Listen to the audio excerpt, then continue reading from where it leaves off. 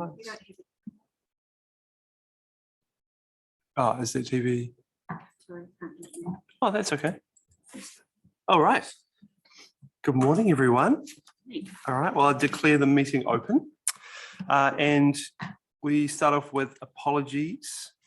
So we have apologies from Alicia. Are there any other apologies? No? Great. So I move that we accept the apologies of Alicia. Is there a seconder? Thanks, Alison. Cool. Those in favour? And against? So that's carried. Now we need to nominate a deputy chair because I have to leave for a conflict of interest for one application. So does it have to be a community representative? No. Could be anyone. Okay, would anyone like to be the deputy chair for one of the applications? Two. For two? For one, just one that I'm out for. I'm happy to do it for you if you like, Joe. Thank you, Heather. All right, so nominate Heather. Big job. So would you like me to nominate him? Oh, would you like to nominate? I'll nominate him. Thank you. So that's moved by Alison, and someone can second that. Second that. Thanks, Sue. So that's carried. Thank you very much. Okay, and so confirmation of minutes, that everyone has received the minutes, and they are from the 15th of March, adopted as true and correct. Can we have someone to move that? I'll move that, thanks. Thank you. And seconded? Second that. Thanks, Sue. And that's carried. Are there any late items? Nope. Great. So we have two declarations of conflict of interest. So myself for application 7 and Ben for application 9. Are there any other conflicts of interest that anyone wants to declare? Very good. Awesome. That's the formalities at the start. So so we'll hear from our applicants, and we're starting off with Ben today. Ben's pretending to be an applicant as well. Well, you are an applicant. So this is for the One Night Stand project. So yeah, welcome, Ben. Hello, tēnā koutou katoa, everybody. Thank you very much for having me today. Yes, so we had a very successful first two shows for One Night Stand for the previous funding. Obviously, COVID got in the way and delayed our project by approximately a year because of all the restrictions that put in place. But when we were actually able to run shows at the Fielding Library and also at Manchester Street School, we had really good turnout. So collectively, we had just under 250 people attending those shows, which is awesome for a town like Fielding, especially, you know, the type of entertainment that we're giving. So we'd like to continue it, but we need more money in order to do that. So hence the application. As you can see in the application, we have actually received some funding from the One Foundation, which was able to supplement the previous shows that we did. That funding is due to be used up by the end of December. So we've got to get a move on in terms of getting it used up. But basically, I think that the first two shows has proven that this type of entertainment is something that people in the district are really keen to see and support. And with the shortage of suitable venues in Fielding currently because of the Little Theatre being out of action, we're looking at partnering with local schools to use their school halls. And so that it ties in as a bit of a fundraiser. So the one that we did with Manchester Street School, they ran their own bar, they did an auction, they also had some own mystery bags that they purchased that were available for people to purchase on the night. And all up, they made just under $1,700 in ticket sales. So the show didn't cost them anything because it was covered by the funding, plus whatever we had to recoup from the first 40 ticket sales, I think it was. And then everything after that was profit for the school. So it works out really well, and it works out well for us because, you know, everybody gets paid, but also we're able to tap into networks that we wouldn't necessarily have through other marketing channels. Which is awesome. So that's what we're looking at doing moving forward for the next 6 to 12 months. I've already got North Street School and Lytton Street School interested in doing something similar to what we did with Manchester Street. And so it's just St. Joseph's and possibly Fielding Intermediate to approach afterwards. And then we're asking for a little bit more money this time so that we can run shows in the rural areas of the district. So Tangamoana and Apati have been identified as areas that we'd like to take shows to. And I think it's important that we're able to do stuff that's on people's doorstep so that they're not having to keep on coming into the bigger centres to enjoy the type of shows that we put on. And yeah, would really love to be supported on this. And thank you very much and happy to answer any questions. Thanks, Ben. That's awesome. Yeah. Just with the rural ones, were you thinking of linking with schools as well, or just making the most of venues that are out there? Making the most of venues out there. There is the opportunity. So I had a brief discussion with Jennifer Moss in Tangamoana the other night and mentioned that if we were to say run it at McKelvey Hall, perhaps the school could run the bar. So that way it partners up as a potential fundraiser for them if we were to run it there. I was actually going to suggest the boat club would get a better crowd. Yeah, so the boat club have said that they would like the show there, but they don't want to charge and they don't want to pay. So logistically how that would work out, I'm not sure, but there's always ways around it. I'm sure Jennifer would make people appear. Absolutely. So yeah, and then Apati, looking at the Apati Tavern, I've made contact with them, but yet to hear back from them. Yep. But if it wasn't a goer at those two locations, then there's always Himatangi, potentially Halcombe or Stanway or anywhere like that that's out in the district that doesn't normally get entertainment like that. Yes. No, it's good. Yeah, that's cool. I really like the kind of partnering with the schools and like helping them to do some fundraising as well. It also kind of it brings in a crowd, doesn't it? Like community. Yeah, parents that want to support the school as well as get some dominance. Absolutely. And the good thing about it as well is that we can put out whatever marketing we do through Facebook, printed advertising or anything. It doesn't necessarily capture them. Yeah. Whereas if it's in a school's newsletter, if the school were promoting it to their family or their network, then that's people that we're not necessarily getting outside of that. So no, it worked out really well. Awesome. And it was a really easy fundraiser for them to run because all they really provided was the hall and a sound system. We provided the entertainment and then they could just choose whatever they wanted to do in and around that for supper and drinks and bars and stuff like that. Yeah, that's cool. Are there any other questions that people have or comments? Cool. Great. Awesome. Thank you, Ben. Thank you. I'll now take my seat. Very good. Put on your different hat. All right, great, guys. Thank you. So we have Rachel Doré through Zoom. Is that correct? For our next. Oh, we can't hear it. Oh, we can't hear you at the moment. I just unmuted. That's cool. Hello, good morning, Rachel. Hello, thank you so much for having me at your meeting. Welcome, and would you like to speak to your application? Certainly.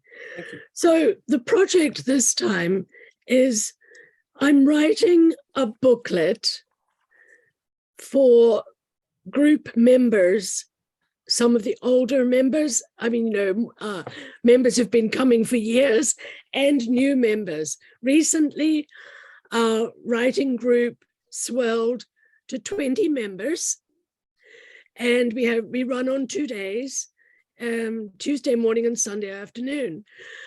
However, in order to keep the structure that's been cultivated alive and healthy, it's necessary to integrate newer members and perhaps, as I say, refresh more long-standing members in the purpose and the engineering or the workings of the group and the benefits of the group, and also about how to present drafts to the group, and even more importantly, the art of receiving and giving constructive feedback. Not very many people understand what the difference between critique and criticism, or how to give feedback in a way that is not preaching, teaching, and prescriptive. Just how to actually gracefully receive and give feedback. That's going to take a few pages. And this is coming out of the years of experience. As some of you may know, I'm a trained facilitator and coach. And this time I've decided to put it all down in writing, addressing writers and creative writers particularly. So the book itself, in the application, for some reason, I don't know, I made two mistakes. One, I said it was 8 pages when I was thinking about 8 A4s, which folded up, give you a nice, healthy 16-leaf booklet. And I mentioned stapling. Actually, I forgot that over in one of my cupboards, I've got one of those gizmos, you know, that make ring. Yeah. Yes. So Great. I think that for the purpose of the booklet, I have tried in the past giving people handouts. That's useless. They leave them behind. They take them home and don't read them. They get stained with coffee. Presenting a booklet that's nicely designed, that's well presented, actually has a bit more meaning as a thing, I think, because this is the guidebook, the handbook, the book of tips, and another important factor, I'm the facilitator and coordinator. Trying to get other people to facilitate the group isn't always easy. What about some pages dedicated to how to facilitate, how to use all the skills involved with facilitation, so that if I can't come, drop dead or whatever, it's written down. And I'm not saying now, but later on, this booklet could be developed into how to hold a creative group together, how to hold a writing group. So that's my project. That's great. Thank you. You've mentioned in your application that you're going to get 1 month of Adobe InDesign. Have you got someone who's going to use that, to someone that knows how to use that to put it together? Absolutely. My daughter Zoe is a graphic designer. Well, not a working graphic. She accomplished, graduated from the design school in Palmerston North. Yeah. And she's done quite a lot of design work for me and friends. And so she's willing to do this for the group. Excellent. So the cover and the layout, everything, presentation will be as professional looking as we can possibly make it. Yeah, that's awesome. That's cool. And I guess it'd be easy enough too to create a digital version if you wanted to email that to people. Oh, absolutely. We have 2 distant members at the moment, one in the Waikato. She's our proofreader and she formerly was a member of the group, had to relocate for family reasons, and one who spends 6 months of the year in California. Wow. Yes. Sounds nice, doesn't it? That's awesome. Did anyone in the committee have any questions for Rachel?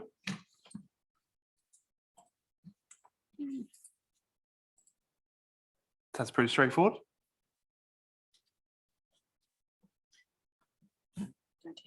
No? No? Okay. Well, we like the sound of it. Thank you very much for telling us a bit more about it. I think it would really benefit the group. It'd be good to write some of this stuff down, some of the knowledge that's in your head, bring it out to reality. So thank you for coming this morning and giving us your presentation. Thank you very much for the opportunity. Thank you. Great. Thanks, Rachel.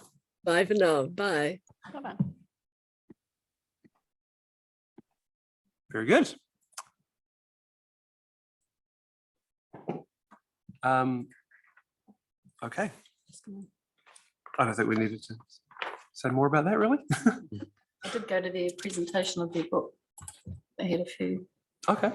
Is it a month ago at Paper Plus? No. Yeah, that was, invitation came out to the committee, didn't it? All right, who's our next presenter?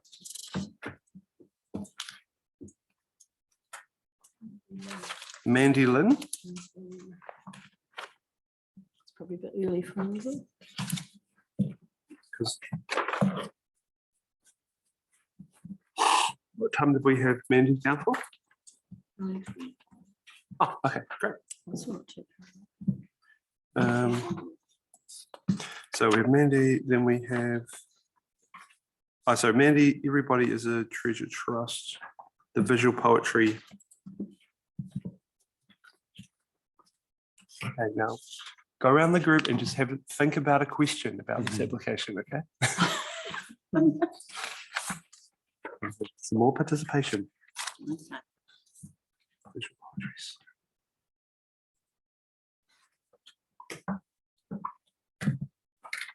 Well, there's a criteria that everybody assesses these applications, yeah. And is that what the numbers are based on? Yeah, 1 to That 4. criteria.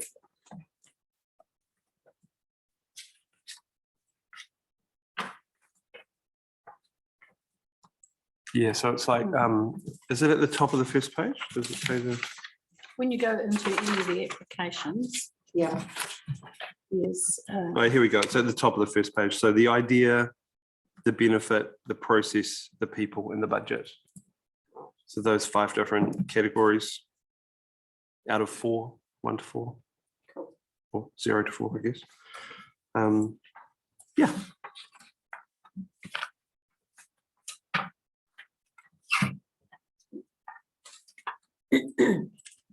So this group is, they have applied, it looks like they've applied to lots of different creative communities. Yeah. it said they largely work in communities through public libraries. Okay. And so our public library, the Fielding Manawatu District Libraries, have supported their application with a letter of support saying they'd love them to come and work with us. Oh, great. Okay, cool. And it looks like they're traveling around the whole of New Zealand, really.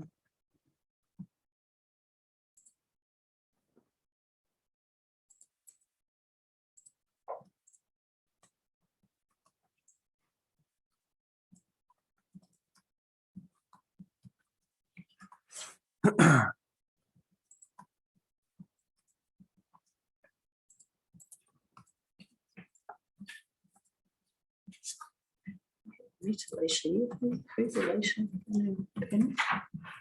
Oh, Alicia, she's Alicia. I How do I? was going to say she's been away both times, I think. Ah, right. Okay. She lives in Pahonga Valley. She's a music teacher. Also, I think she might even be an artist as well.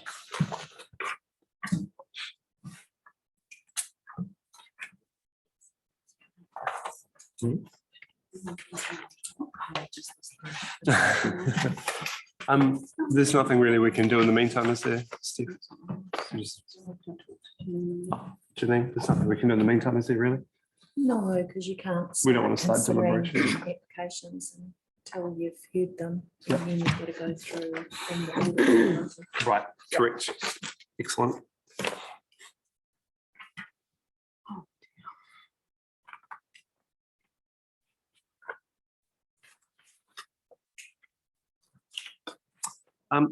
What are our times for the next people that are coming? Do you know? I'm not sure. I've got the order here, but I don't have the times. So, I am. maybe one is 9:25. Yep. Everything is 9:55. 9:35. It's for two. applications, one, so it's Oh, Manchester House. Yes. Okay, Right, cool. 9:50 for 112. For Chris Simon. 10 o'clock for Civic Centre. Yep. Yeah, and then David Stroud is at 10:10. Great. And we've already done Ben. That's cool. Great.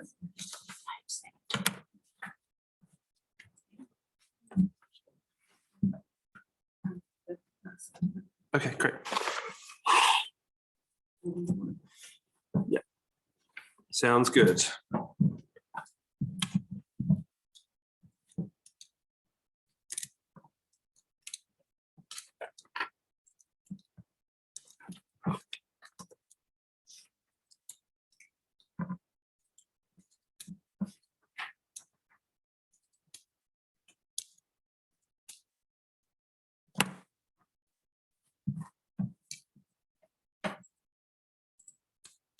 Damn, enjoy good mural painting.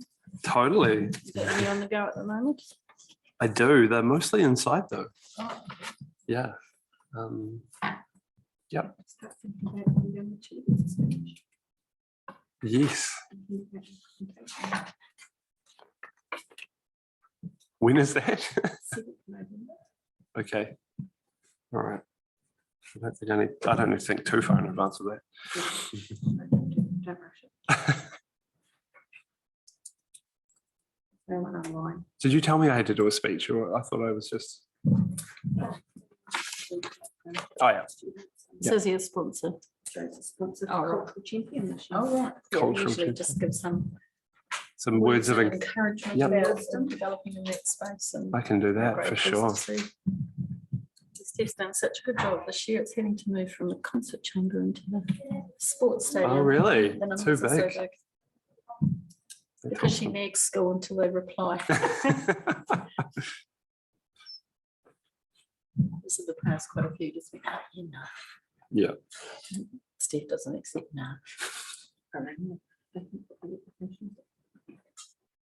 Nice.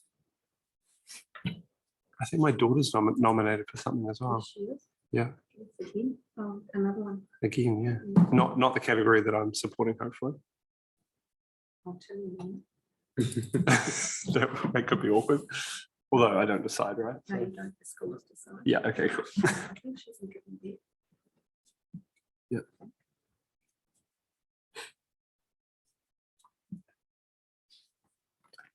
No show from Mandy Lynn.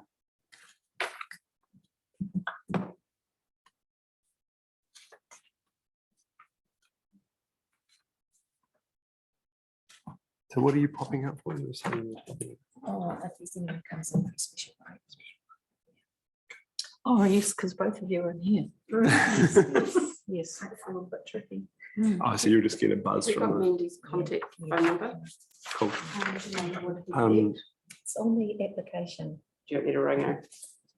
I can ring.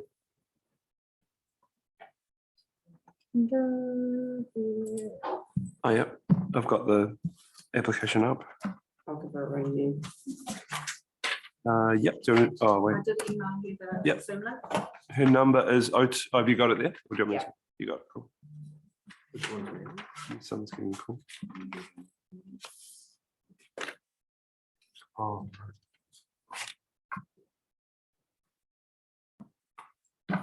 Maybe I want to just have a look and see what you thought about the chorus box thing. Yep. Have you had any other applications? No, so we've got 7 chorus boxes and I've got confirmed. Okay. applications. I mean, the And so there's still 2 Yeah, that haven't been. because my daughter is keen to do one, which I would support her to do it, but she's a little artist, so I thought I would see if she'd be Oh, eligible. totally appropriate, yeah. Cool. Yeah, if we could just send through a concept. Yeah, I've got a concept already. And then she's quite excited about she was going to help me with the rainbow one anyway, but yeah, she likes the idea of a little project. Yeah. She's joining now. Oh, cool. You might touch base. Did Emma, oh, good. Yeah, because I told her about it. Yeah. It was a pretty cool design that she put forth through. Awesome. It was colourful. Yeah, good. Awesome. Did she not realize it was the time? No, she obviously had somebody with her. Oh, okay. So, It's okay. I think this weekend, what with unexpected long weekend and daylight savings, it's sort of throws you out of kilter a little bit. Yeah, absolutely. All right. Mandy's just coming in now. Oh, yep. Hello, Mandy? Sorry. No? That's Manchester House, isn't it? Wait, that's not one of the next ones. There she is. Ah, Yeah, my apologies. Sorry, I've had a bit of a unwell morning. Recovering from something. It's not fun. Not COVID though, luckily. hello, Kia Mandy. ora. How are you? Yeah, I'm good. I'm currently in my caravan. We're on Great Barrier Island, Oh, and I'm and I'm unwell. So sorry for the delay in joining you. My apologies. That's okay. Thanks for coming. Welcome to the Creative Communities Manawatu. Would you like to speak to your application? I would love to.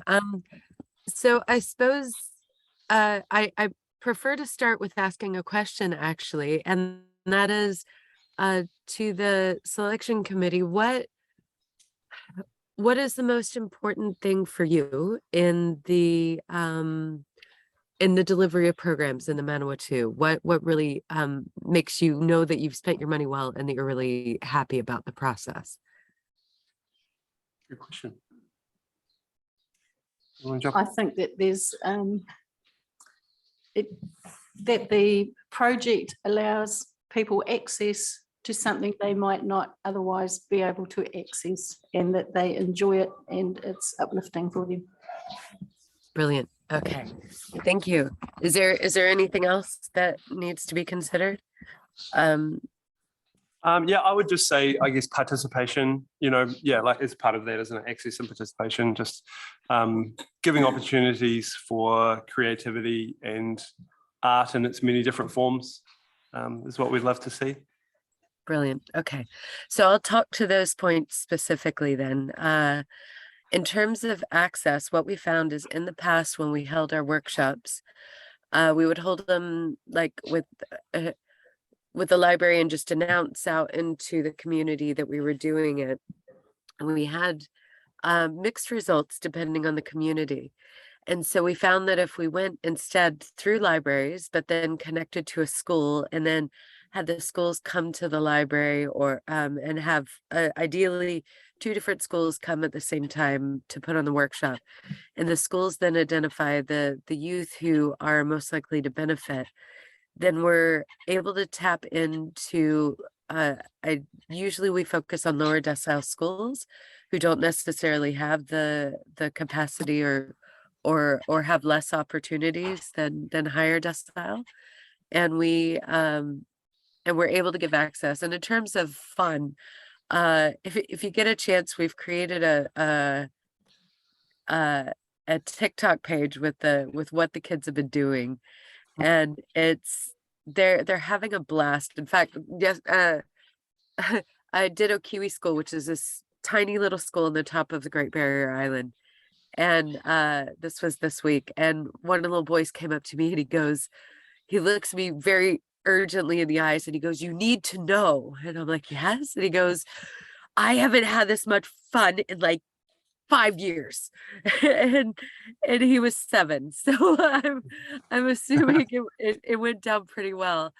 And most of the teachers, the word that I hear over and over again is engagement, that they're actively seeing engagement in the kids, and especially post-COVID, they've been struggling to get engagement with the kids. So I'm teaching not just the students, but I'm teaching the teachers new methodology on how to use creativity and devices to not just be consumer things where the kids become little walking zombies with devices, but instead they're using them to open up their creativity into the world. So it's really quite beautiful. Like for example, at in this area, there we did the program not just we did it with the whole school, and the kids themselves came up with the idea of using it to go to the local marae and tell the stories of the elders at the marae with their newfound skills. So I come in, I teach a little bit, and I teach the trainer, or I teach the teachers, but then what comes from it is this exploration of creativity that extends well beyond just the little moment that I'm in the region. And we have online programs to facilitate and develop that part of the program as well. Yeah, it's really cool what you say here about you know, you started off with DSLR cameras and sort of moved towards using cell phones, because that is Yep. so accessible for young people. You know, most young people have a phone or access to a phone, and it's great if they can be using it for, you know, creative reasons instead of just playing silly games or, you know, like just social media. Although that can be relative, right? They can, you know, make really good creative videos for TikTok, for example. Yeah. Yeah, so that's cool. I really like that.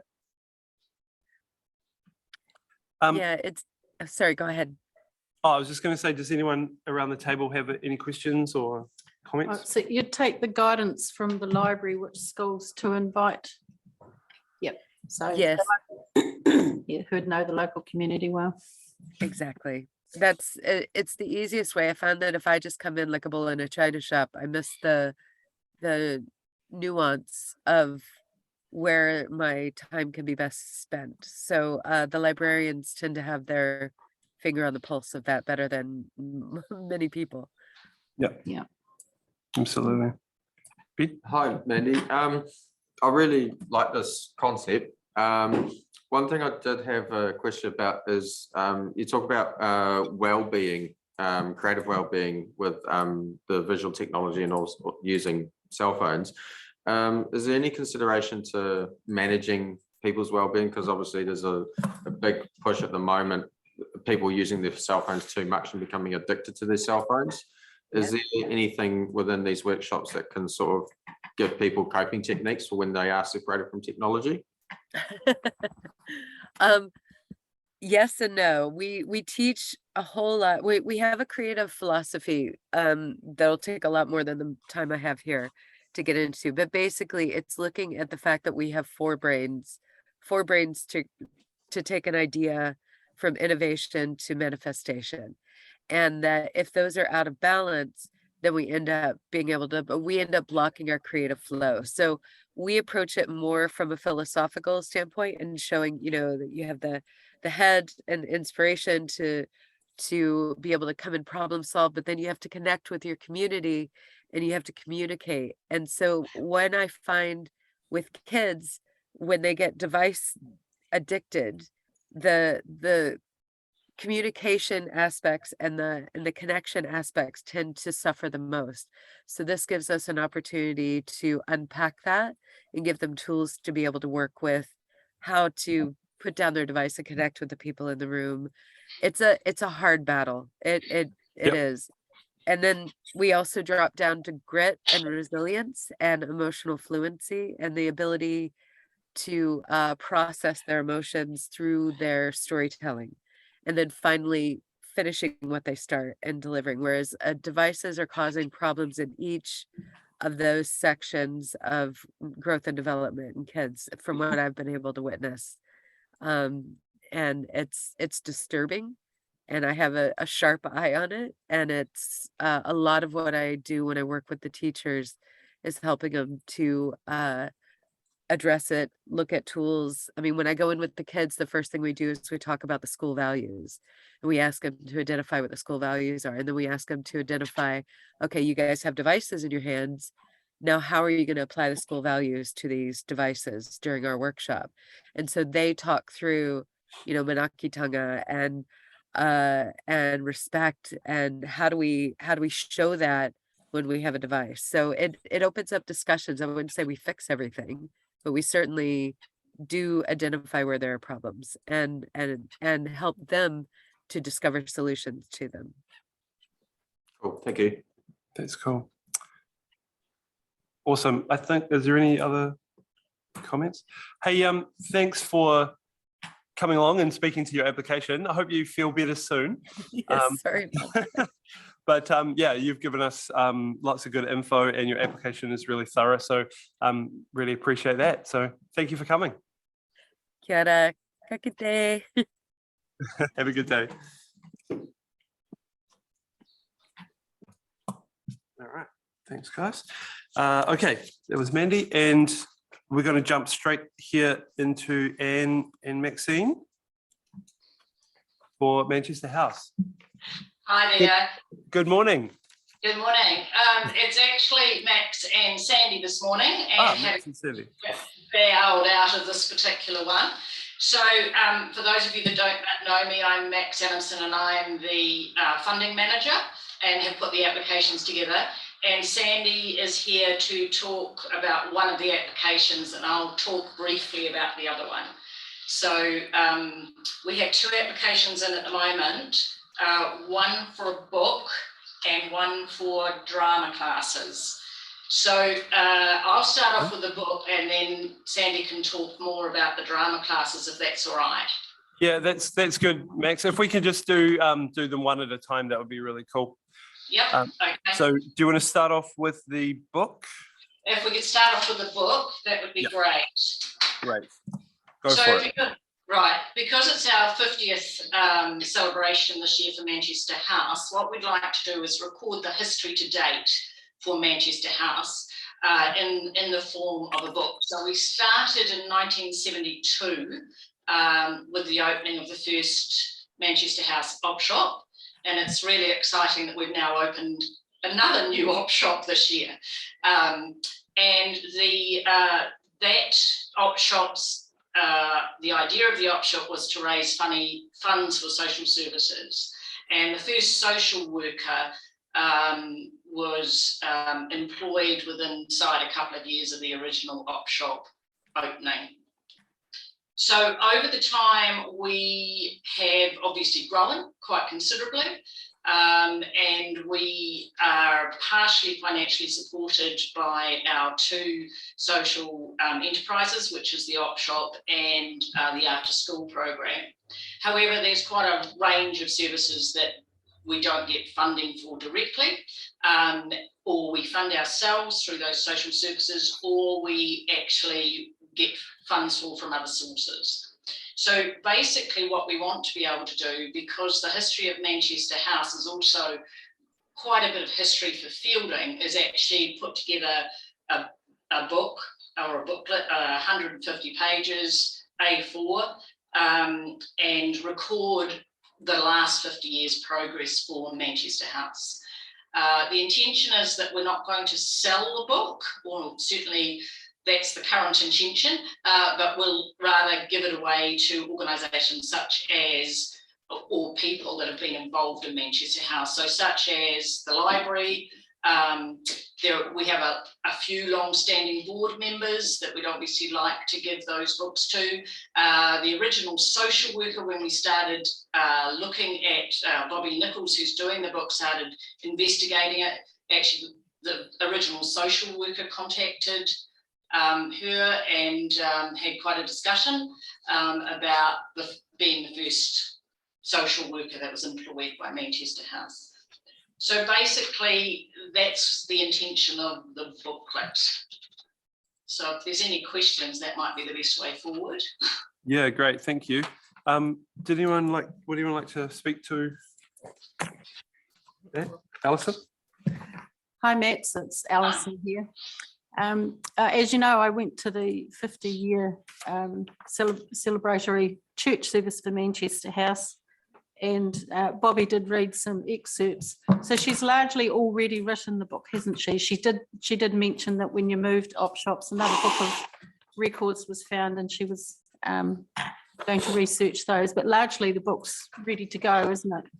Yeah, at the current stage, I believe I spoke to Bobby before coming last week because she wasn't available for this meeting. I think she was up into the 2000s, but yeah, she's virtually completed the booklet, and now it's just about ready to go to the printers. Yeah.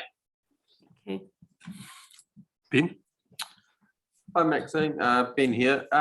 Just wondering, I've got a couple of questions. First one being, how many copies of the book are you looking to get printed? So we're looking to get printed 150 copies. 150 copies, sorry, I do remember you saying that. And then the other question I had was around, is there any way that you're looking at having this available as a web content or online content as well?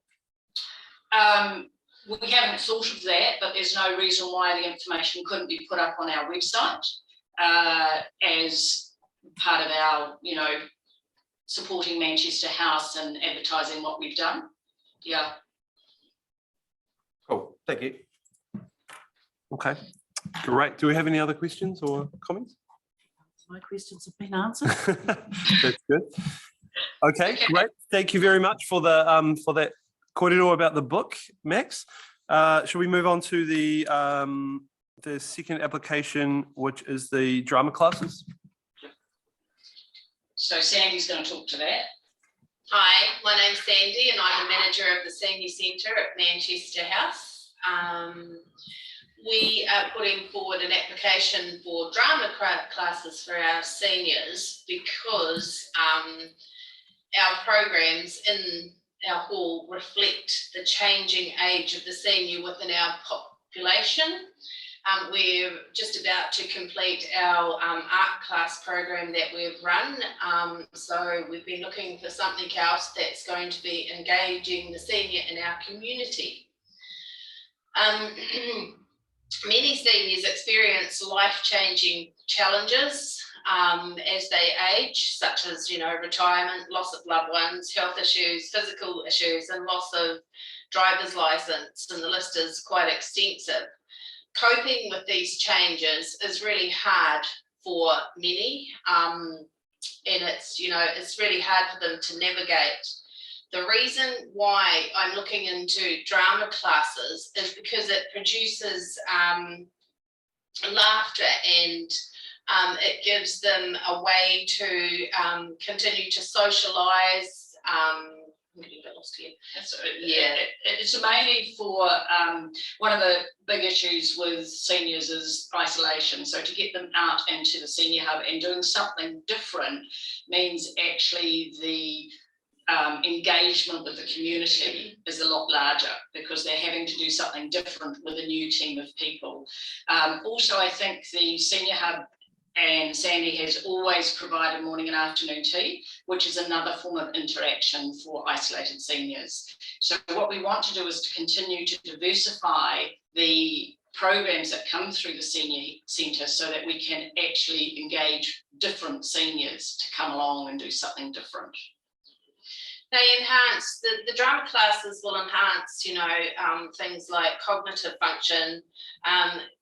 It will provide a meaningful activity that creates social connections, and we're all about the social connections because they last way longer than the actual program does. The friends that people make go beyond what we're running at the time, and they can honour in a drama class, they can honour these stories, their life stories, and just get some joy out of telling and sharing and participating in these stories with other people. The other thing that we are doing is we're hoping to engage in memoirs, a memoir storytelling process, which also includes our local high school, and get seniors to come in and dictate in decades their life story to place on a memory stick or into a book or whatever they choose to do with their memories. So it's kind of it's segueing into other ideas as well, starting with the drama classes. Awesome. That's great. Do we have any comments or? Yep, Ben. Hi again, just a question regarding at the conclusion of the drama classes, is there any sort of end product? I think it's awesome to get the seniors and interacting with one another and socializing and out and about, but is there thought to having some sort of production at the end so that they're working towards something as well? I think like the end result will evolve organically, meaning that as with the art classes that we run, the group have been self-motivated to come back and use our venue as an impromptu art class without being tutored, which is amazing. So I'm hoping that it will lead into an actual program, a continuation of this program. Cool, thank you. Alison. Hi, Alison again.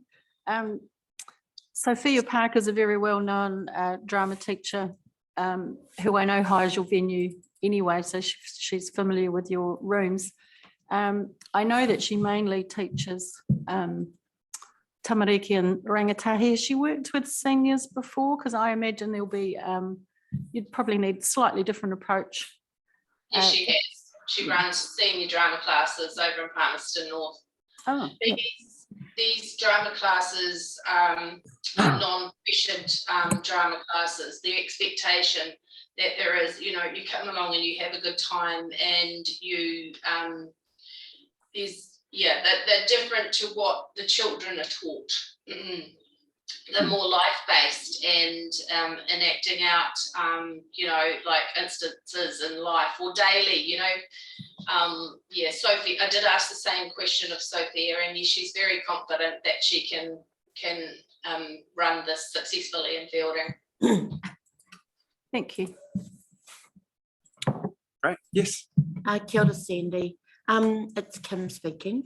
You probably just answered that question that I had, was, are the stories relative to aging, from getting up to no good when you're younger and still getting up to no good when you're older?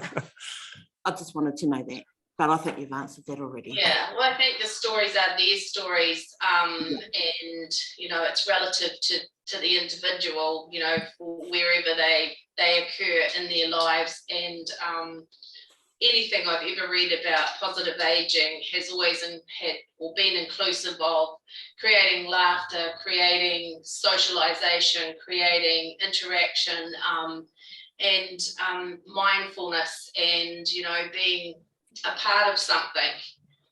And as we know, it stops other issues occurring, like health issues, or can help with existing health issues. Thank you. That's great. Well, thank you both for speaking to the applications, and we really appreciate your time. And thank you for everything that you do for Manchester House. It's a really valuable, service that you're offering the community, and especially the senior hub. I know that it's so important to those guys. So, thank you. No, thank you. We'll see you later. All right.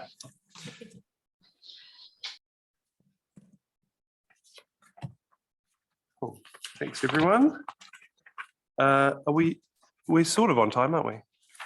Mostly on time. There we go. Great. So now I think we have Chris. Welcome, Chris.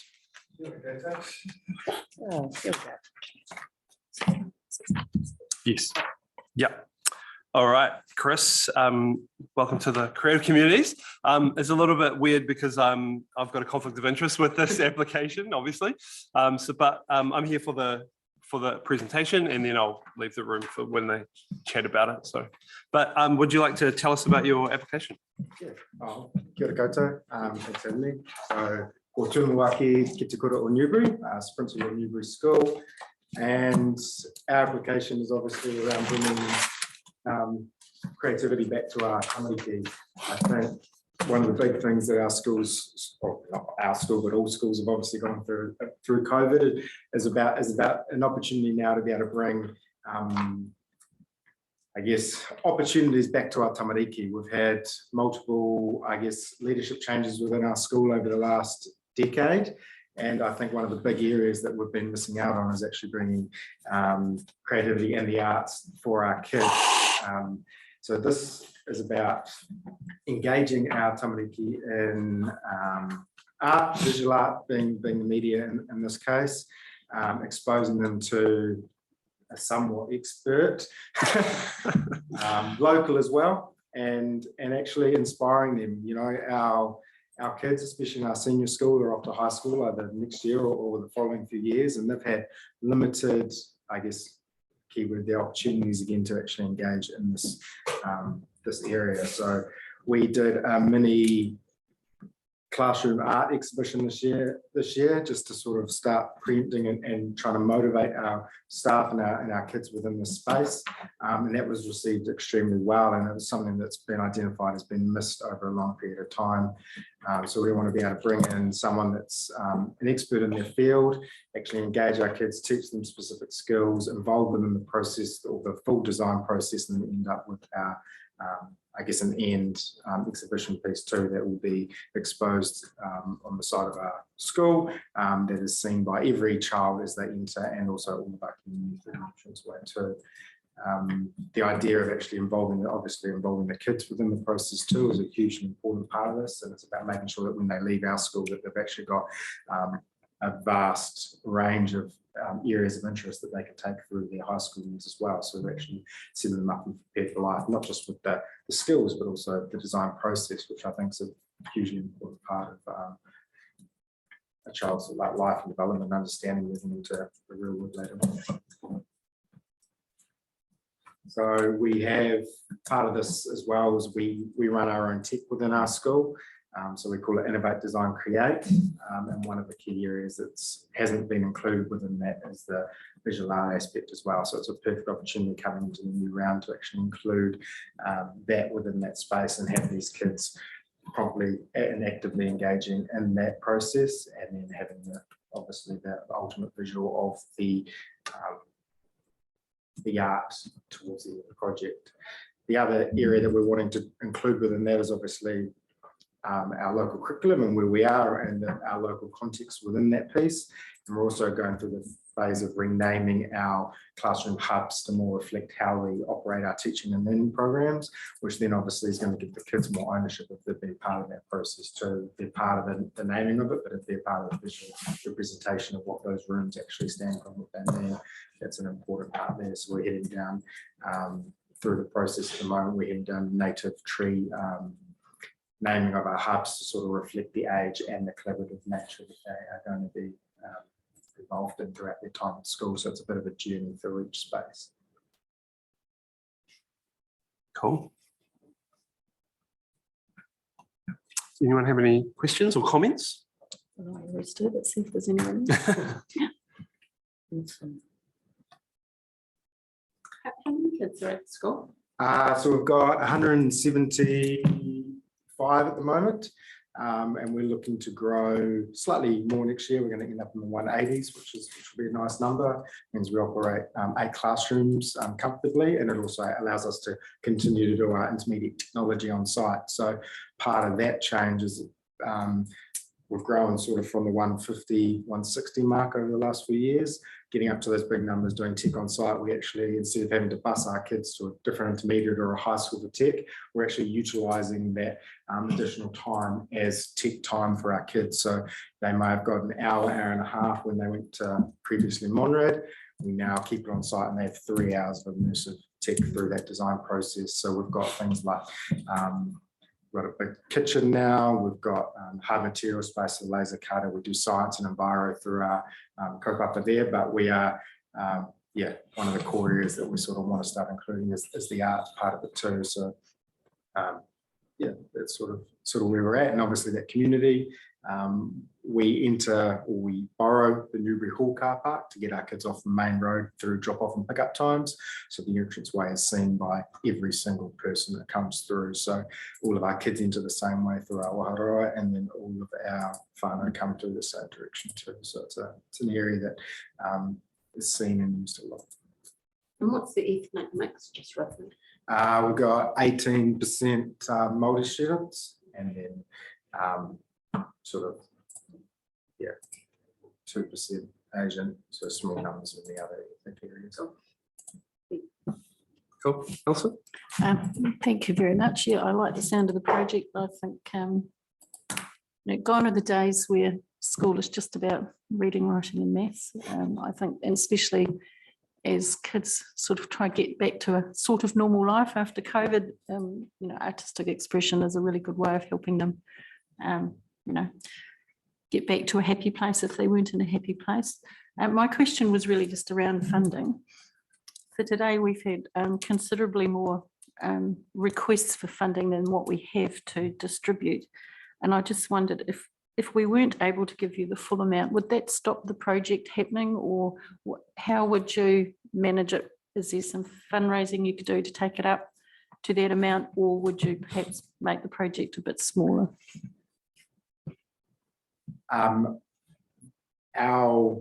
Our main focus is to provide the opportunity for our kids. That's sort of the goal. So in terms of, if funding wasn't the full amount, we would reflect and refine how we would offer it. Obviously, we want to have the kids go through the process, be involved with an artist, and then have something to be proud of. And I guess the biggest mural we've got at our school is over 3 decades old. It's very worn and weird, and it's we want this lot of tamariki to be involved in something too. So in terms of that, before this whole process started, I've been in communication with our board, who are very keen to see the arts embedded in our curriculum, but also have something for our kids to be proud of at the end, and our parent group too are aware that, in an ideal world, we get funding, but realistically, we may not be able to get all the funding, and so they're prepared as well to support the process, because they want to see our kids, especially the older ones that have had so much missed out of their school life and even with the high school soon involved as well. So we've got sort of 2 groups that are very supportive if we weren't able to get them retired. Thank you. Cool. Any other comments or questions? I have. How long would the design and the outcome of the mural, how long will it be for the rest of this year, to include those that are year 8s going on to? Yeah, so the plan was to start early, to start next term, to start including the kids that are currently in our school as well. We haven't talked recently about start times, end times yet because of this process, but ideally, Joe talked around having the opportunity to be able to be involved more within classroom and teaching opportunities in term 4, which is why we're targeting for that, and then most likely moving into the start of next year to sort of be a transition between multiple year levels. Thank you.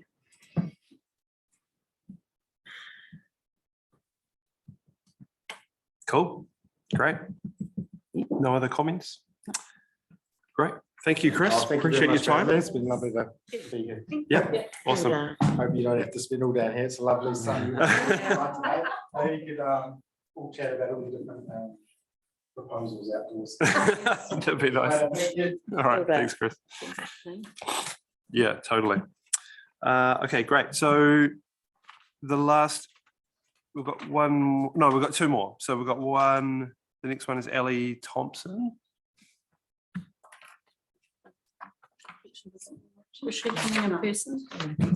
Are we doing a little inception thing? Are we zooming this room? Yeah. Oh, but the second screen. That's that table. Yeah. Oh, the whole thing is being recorded on. But if someone comes in on Zoom from outside. they can Yes. on that screen. Right, that makes sense. That's not confusing at all. Okay, folks. Hello. I'm actually at the door as is my modus operandi. Is that okay? Hello. Hello, happy wanderer. Have you had it checked by IT? Nope. But it came from Palmerston North City Council, so I'm not gonna give you any. Sorry. Can I email you a file? Yes, you can, which was gonna take a little bit of time. Sorry, I should have been more organized. It's okay. Okay, so this one is. We have got that here. I printed off a couple of copies, so I'll start. Do you want to swap over a little bit more? Oh, do we? If you'd like 10 minutes, to get that sorted. We've got David. I don't think.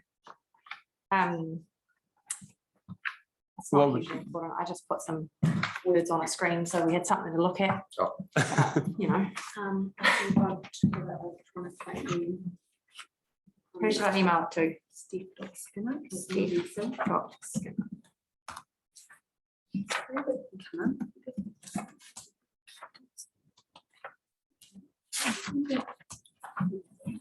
Oh, yeah, cool. Thank you.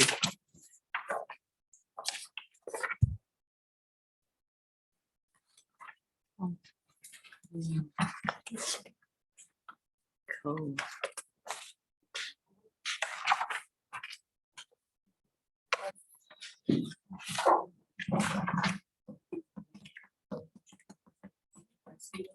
I have had a look. We'll pass it on. I'll just pass this. around. Oh, great. Cool. Thank you. Have you finished with that one? Do you want? I don't mind. just- It's going to come up on the screen, isn't it? Thank you. You don't need to pass it to you. Hopefully it will. Believe in the technology, Steph. Pass that one over Yeah, to absolutely. Lynn. Sorry.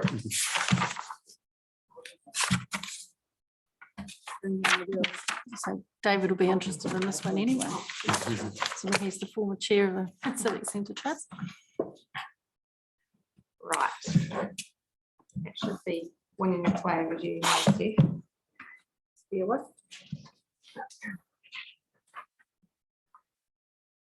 Go.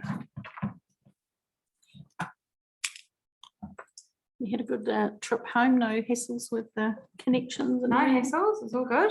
Still got a bit of jet lag though. Waking up about 4 o'clock in the morning and wondering where I am.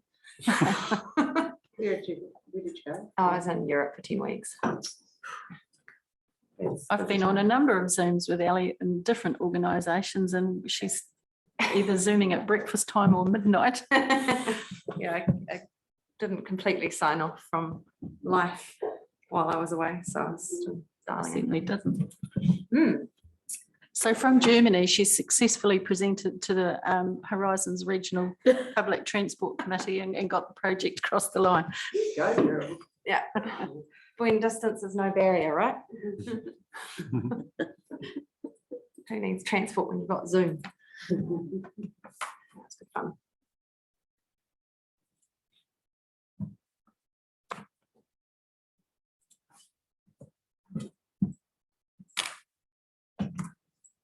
Rather a few more of you than I was expecting. I kind of forgot how many people sit on this committee. It's like, oh, goodness. I think some of us forget that we sit on this committee. As long as you remember on the day. It's a good one, Ben. Oh, hasn't it? Oh, dear. Come on, Oh, computer. dear. Hit the refresh button. See if it's sent remind, but that doesn't really mean much, does it? Probably takes a little bit to get through the security, isn't it? So- Yeah, I just hotspot it off my phone. Is it busy? Probably being checked by all of the internet gods and walls. We've got much stricter IT security since the Waikato DHB got hacked because Here it is. it was a New Zealand hack, that one. So that goes through a lot more firewalls or something. Yeah. Probably a good thing. Oh, it's a PDF, so I'll have to click through it. Yeah, I thought that's easier than trying to download something in a file like that may or may not be compatible with PDFs. Not very many slides. Only 5. See if I can do this. Look at that. Winning. No, we don't want that one.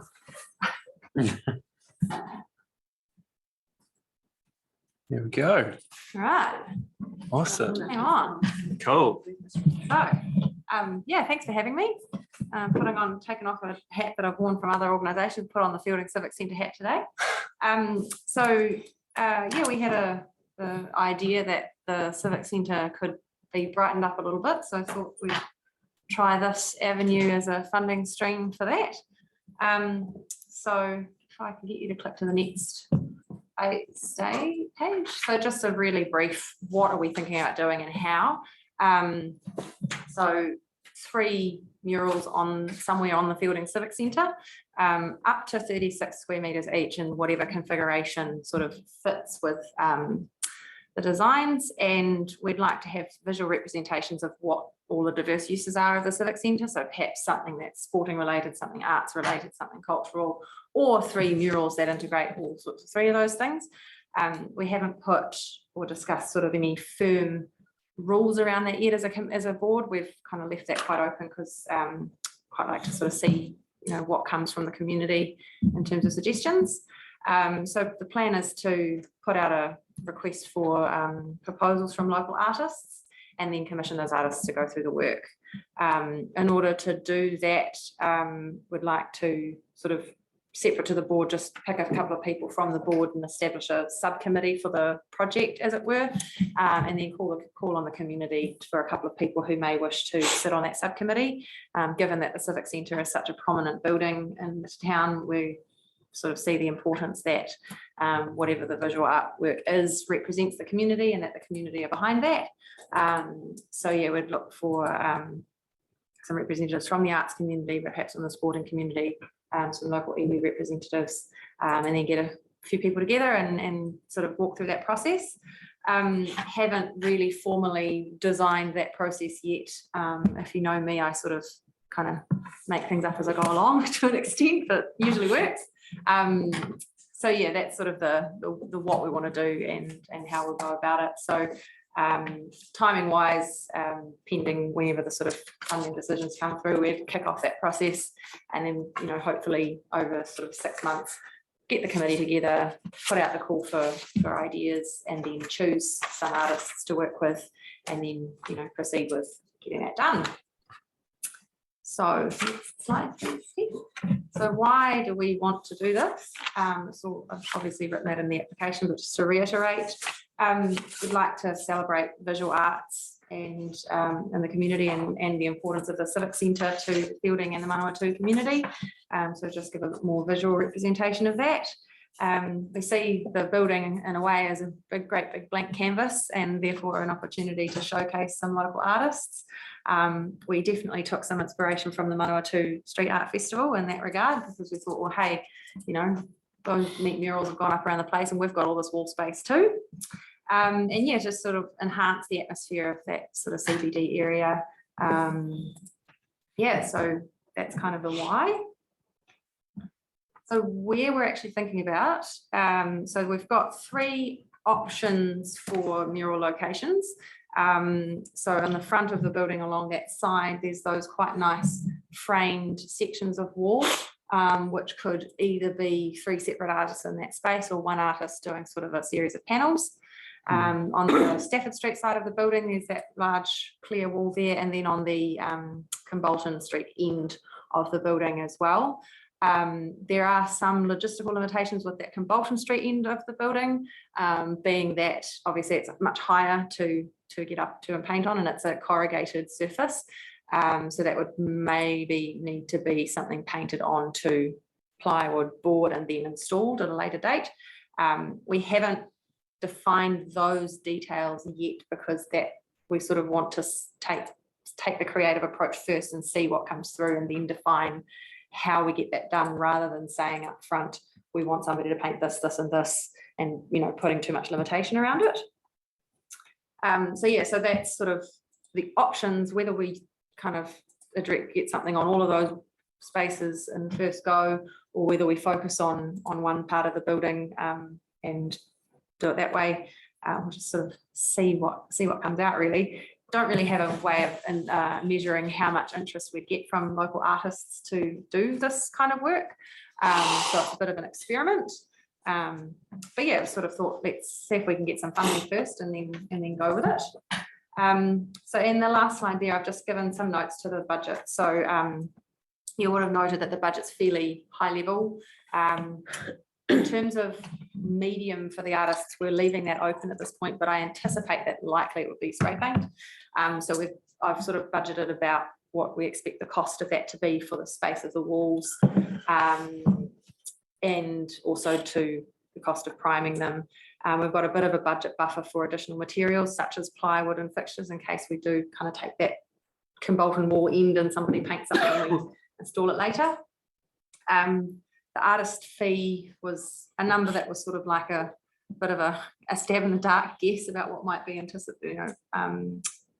appealing. If it was a work that would take 5 working days to complete, that sort of the hourly rate that it comes down to.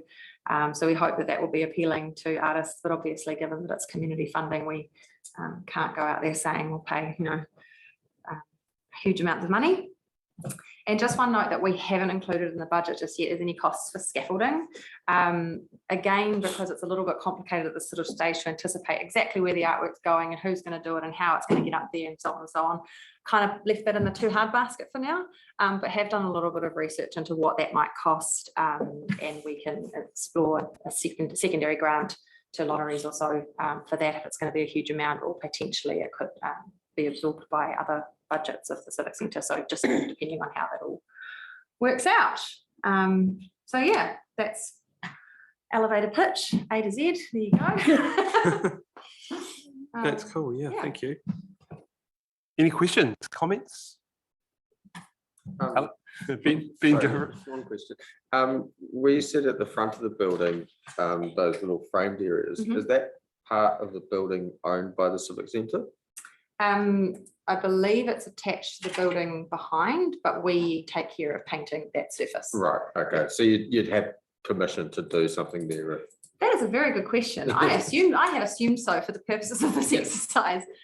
We just recently had that area repainted in cream. It could also be something that we explore, again, sort of fixed panels that get attached to the wall rather than something painted directly onto the wall. Yeah. No, I like the idea of putting something in those frames. Yeah, I mean, it's such a nice space and it would be a really nice entrance to the. And then the other question I had, has there been any communication with Manawatu Street Art Festival about potential collaboration or symmetry there? Who is Manawatu Street Art Festival? Because there would have been, but we it was discussed. We actually part of it when we were ideating about this, we did actually wonder how the walls for the Street Art Festival were selected and whether or not the Fielding Civic Centre could put forward our walls for the next version of that. Yeah. So we'd be totally open to that as well. But yeah, who is the contact person? Is it you? No, it's not me. It's me. You. There you go. And Janine. Yeah. Well, it has been. Maybe it is in the future. I don't know. Yeah. Cool. Yeah, Alison. Joe might have had a question. No, I was just thinking. The thing that I was just wondering, and perhaps even David in the back row might be able to help with this one, is I know that the Civic Centre Trust has a district plan heritage rating, but I think I'm right, David, it's not about the architecture, is it? It's about how the building, because it was a community fundraised building, is that why it's got the heritage No, rating? it is the design of the building itself. It is. Yeah. So I just wondered if you have checked whether it's okay to put murals on it, or whether they might, Probably, whether they might confirm with have Marnus, to. but in the most recent discussion we had with you and Matt, painting is not covered under the heritage plan, so we can paint it bright pink if we want to. Yep. As long as it's the architectural integrity of the building. And I particularly like the idea of the one on Stafford Street when the library's being refurbished. If you had a nice something that linked in with what the library's doing, it would really brighten up that space. Yeah. Too. So yeah, no, that's good. That was my question. Cool. Any other comments or questions? No. Is that good? Is that good or that bad? No, it's good. It's cool. Oh no, well I will ask. Kim? Kia ora, Ali. I'm Kim. I just wondered, and because it's kind of just been, it's still here, is there an issue around the timeline? Like, have you got time? Like, in the event that, because the funding is quite a huge amount, we're only limited to what we can give. Yeah. Can it be timelined appropriately to funding rounds? I mean, we don't have, as far as I understand, the funding needs to be used within the space of a year. And I don't see any concern around that. I expect, to give people enough time to sort of get involved would probably take a couple of months to do to get the committee together. And in the meantime, we can already put out the request for artist submissions and sort of start getting some work through. And then once we select the artists, I think we can allow a sort of 2 to 3 month period of actually getting the artwork done.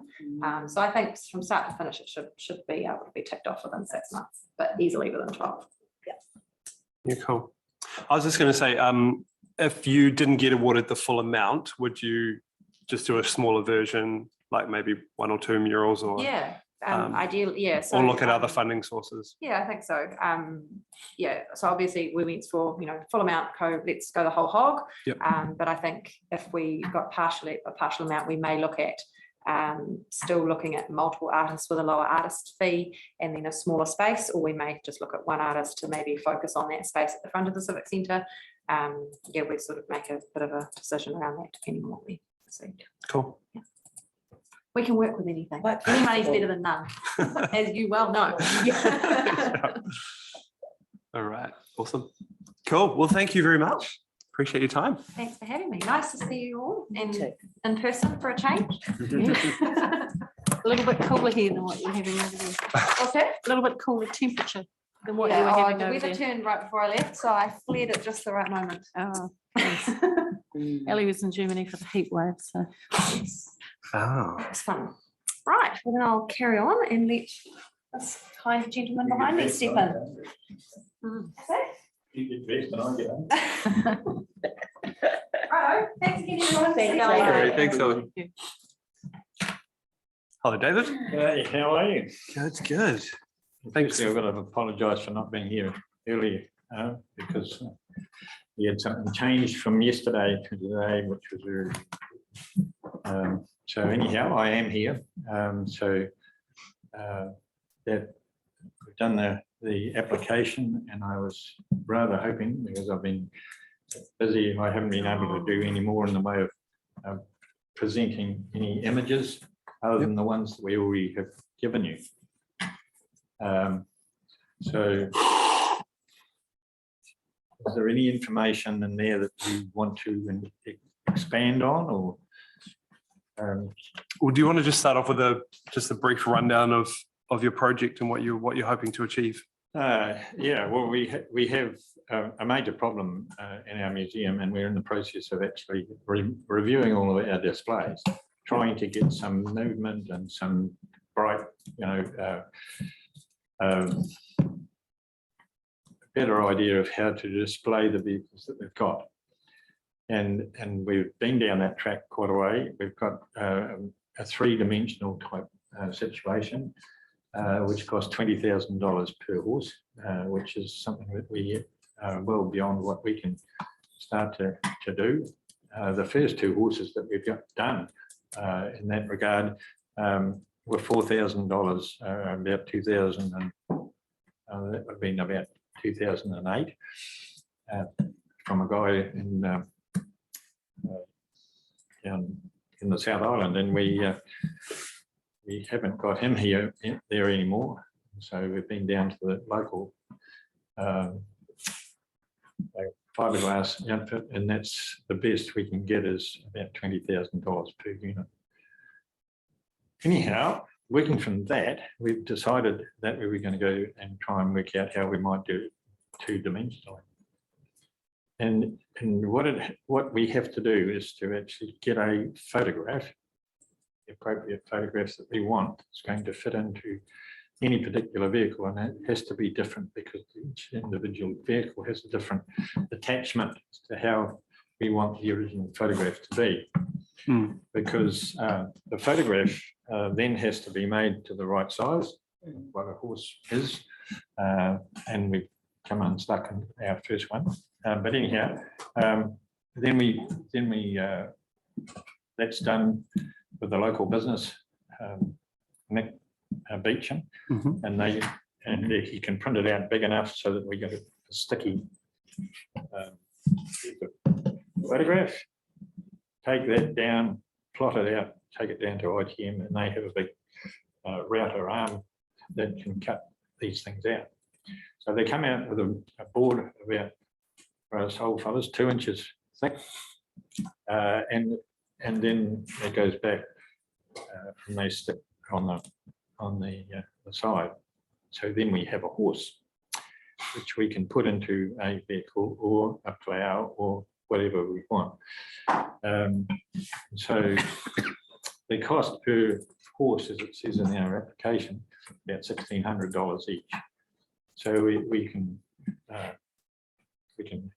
we've got a fund going at the moment, trying to get people to put a few dollars into it, and that's around about $500 at the moment. It's been going for about 2 months now, so it's pretty slow. And then the opportunity of actually putting up your name on a sign to say that you've donated towards the horse, and give the horse a name. Put your pet name on the horse and give it a bit of personality.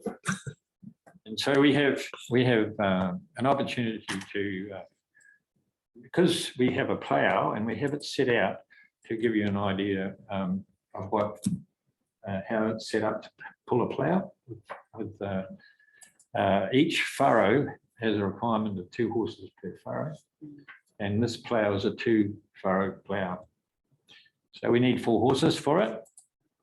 And so then, of course, that plough, that setup is, we only need a collar and some hames and some chains to go on it just to pull, because it doesn't need a brake. So that's easy. And so to do that, I've gone to Google to try and work out how we're going to get a photograph of the appropriate setup, and there's nothing. Mainly because there's heaps of photographs of horses, of Clydesdales, but they're either on an angle or they've been prettied up and ready for show and they're standing to attention. But we need to have something with a bit of movement. So it has to be looking as if it's working. And so in desperation, I've got on to Erewhon Station in the South Island, who have working horses down there. And I don't know whether you've been aware, but they have actually been to the North Island and local area here and performed in ploughing competitions. Last year they were here. And so anyhow, I've got on to Fiona, who runs the horsing operation down there. And they've been away for the winter. And they've just come back and they're just about ready for the spring ploughing now. And so I'm looking forward to getting some photographs there. That's okay just for the plough. We have other opportunities. You know, a single horse. We've got a dray, which just needs a single horse. We've got another setup there, which is a sweep for making hay. And so we've got opportunities to have 1 horse, a pair of horses, or going for the bigger one at the moment. So that's as far as we're going in that area. Then we've got a lighter horse available because we've got a whole lot of gigs and dog carts and that sort of stuff that we can put light horses into. But I don't think there's going to be much of a saving of the process. So I guess you're going to want 4 different horses too, because yes, you don't want 4 of the same horse. That'll look quite weird. Exactly. And so that was quite a challenge. Yeah, you probably have to get a photographer to shoot the photos in yeah. high resolution. Yeah, absolutely. Yeah. And it's amazing the impression it gives straight away, because it's a photograph, so it looks real. And so, yeah, the one that we've got down there at the moment. How many of you have been to our museum? Most of you? Well, that's really cool. So you've got a bit of an idea of the space and how many opportunities we've got. And so we thought that we would go down investigate the possibility of creative to help us in our endeavour to get some more movement into our museum. Museums can be very static. Thanks, David. That's really cool. Do we have any comments or questions from the floor? Yes, Alison? Thanks, David. Now, today we've had more requests for grant applications than what we have money to distribute. As always. If we got to the point where we could give you some of the money, but not all of the money, would that stop the project going ahead, or would you? No, we're going to be here in about 100 years' time.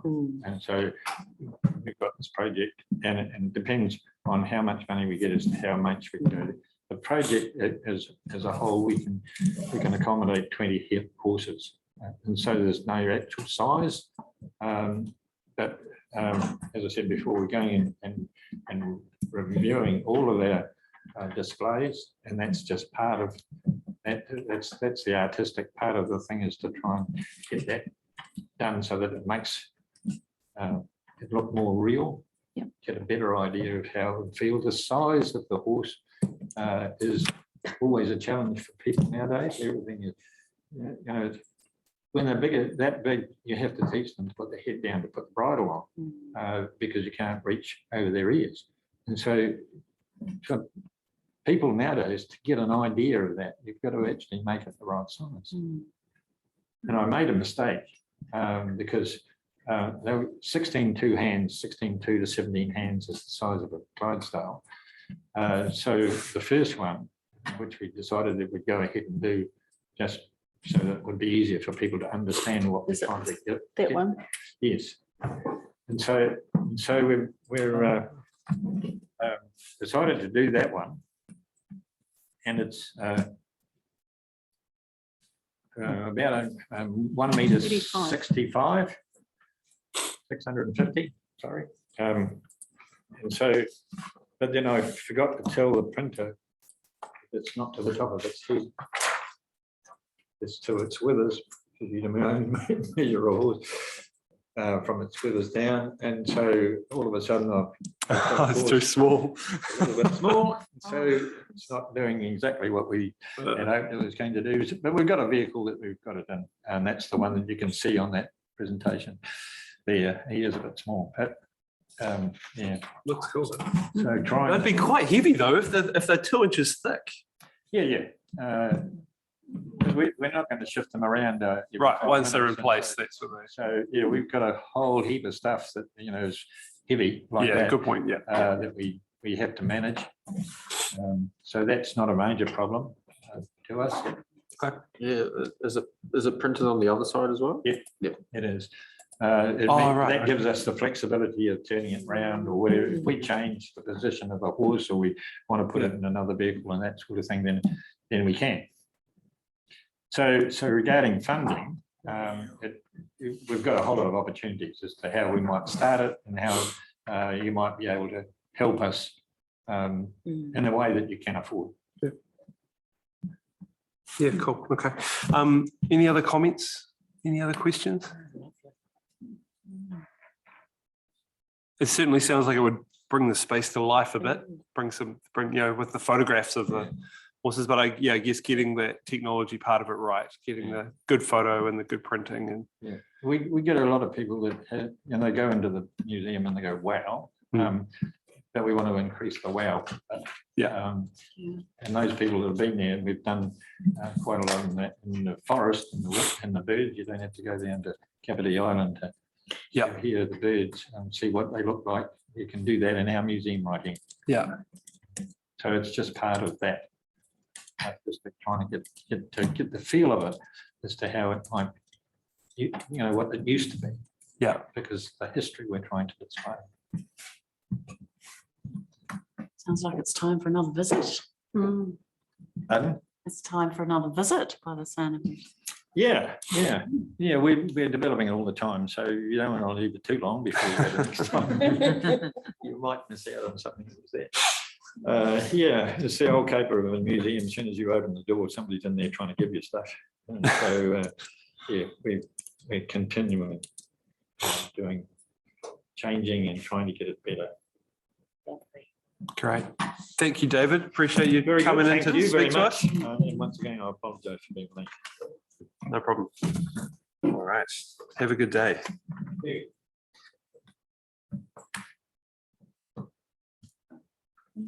Thank you. That is our last presentation. Yep. Very good. We're good. Thanks, David. Cool. So we're going to have a morning tea break. So we're going to until 10:45. How long is that? Yeah, 10 minutes. Wow. You can bring your coffee there. Do we pause the meeting? Do we need to officially do that, or just no? We can just walk away. Cool. Yes, I thought that looked a little bit. This one Small. didn't have Is it in the coach house museum? That's the coach Yes, house museum. yes. didn't have So what he a- was saying that I just haven't No, they heard it didn't called that present it. before.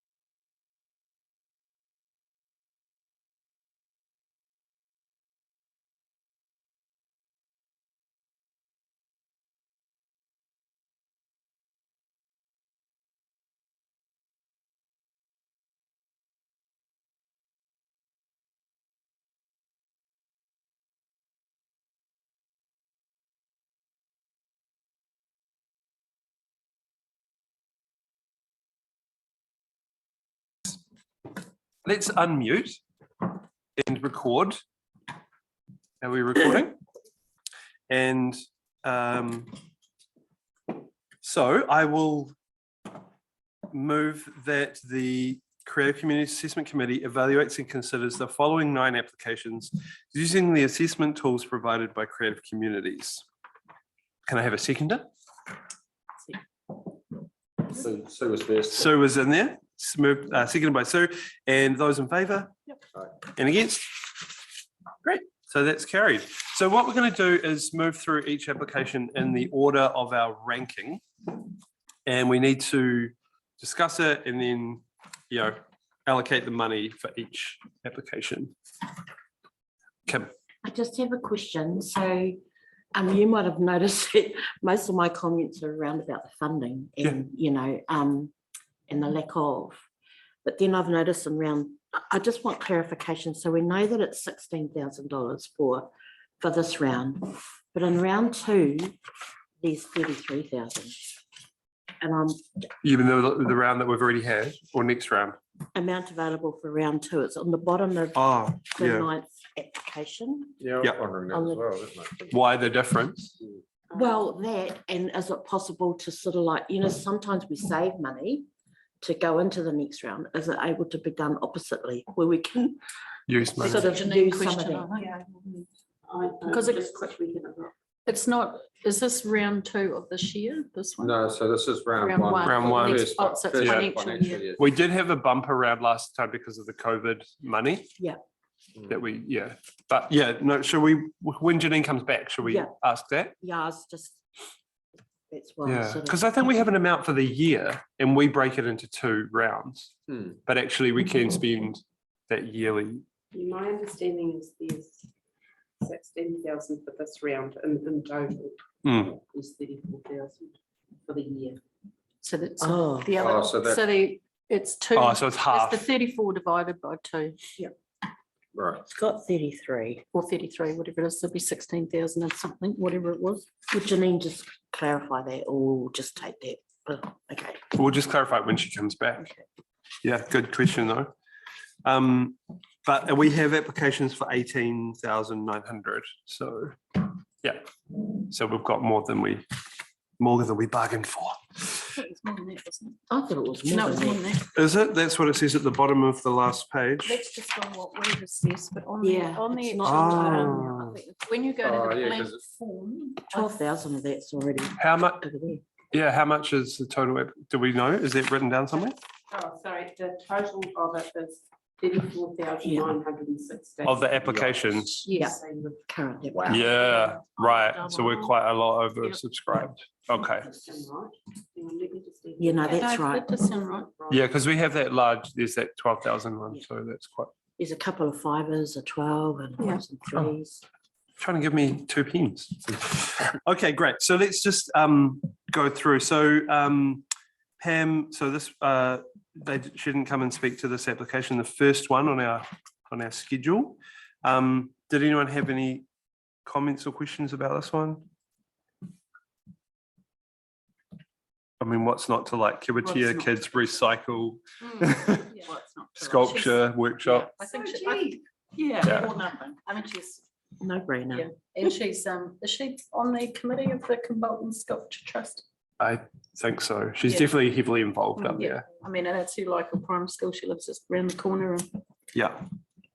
Everyone scored it really highly. Ben, you were a bit lower.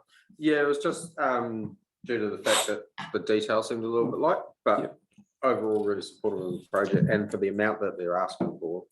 I think that the fact that the details are light, it's a small amount, that's fine. Kind of balances out. Yeah. Okay. I liked the fact that it went from creation through to display. So the kids Yeah. actually also get to put it on display in a public forum. Well, it's smart too, isn't it, to be like a kind of feeder for the sculpture festival. Start them young. Yeah. Yeah. How many kids does it benefit? Says, doesn't, 60 to 63, so I'm guessing that's the role of the school. The whole school. It's a 3 or 4 classroom school. So it sounds about right. doesn't it? 63. Yeah. Young people. Great. Okay. Well, unless there's any comments for or against, I will. I suggest that. Wait, do I suggest it or do I move it? Well, or do we wait for Janine to come back to? She needs to enter it all. Can you enter them in the table? It's all goes on minutes. Yep. So you can enter it in the. She'll auto sum it as we're going. Yep. So we can carry on. Okay. So I will move that we fund the full amount, $506 for the Kilwatia Kids Recycle Project. Do I have a seconder? Kim? And those in favour? And against? Okay, that's carried. I shall leave the room. Yes. Can we just say what page we're on? Because I'm sort of. Oh, on This is in a different order to our I know. agenda. And on mine, it doesn't, it just comes up with the application. It doesn't say what it is until you open it. Yeah, okay. So this is DIY comedy. So what page are we What on? application is it? Is it 8, 9? I don't have that. I just have I the, don't think. No. so I'm on Yes, page it is. 220, It is application. 226, 225, if you go through the draft, the whole draft project minutes. We've just done one thing. We've just, the first application, Yes. the Kilwatia Recycle, we've awarded $506, the full amount. If you, because you do a running Yeah, running tally. total. Yep, Yes, perfect. it is me, through you, chair, to you advise for the inclusive exclusive of students who currently do grades. Okay. It would be an inclusive. Yeah, let's just come back to Kim's question as well, about the funding for the total round. Are we able to use some of the second round funding in this? You certainly can. We can. Just to clarify, on the page, bottom of the sheet, The final application. at the bottom of number 9, 9th application. Yeah. It's got the amount of 33,000 and it says it's available for round 2. That's a combined amount Yeah. for the year. Cool, we thought that. So we split it in half Yeah, pretty as much. we spend the money, that 33,000 goes down. So what's left is what will be round 2. Yeah. So Okay.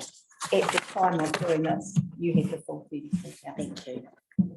but that's for the entire year. For 2 rounds. Yeah. So if you split it in half and you decide to spend 16-ish now. Yeah. then Leaves 16-ish for the second round. Yeah. Okay, cool. So let's carry on. So we are now talking about DIY comedy. Would anyone like to speak to their comments or have a discussion about this one? I just said I really appreciate that they do get so often we see applications and they don't, like we are the sole funder and they haven't actually got any other income. So I was really pleased to see that and they have proven themselves to be successful.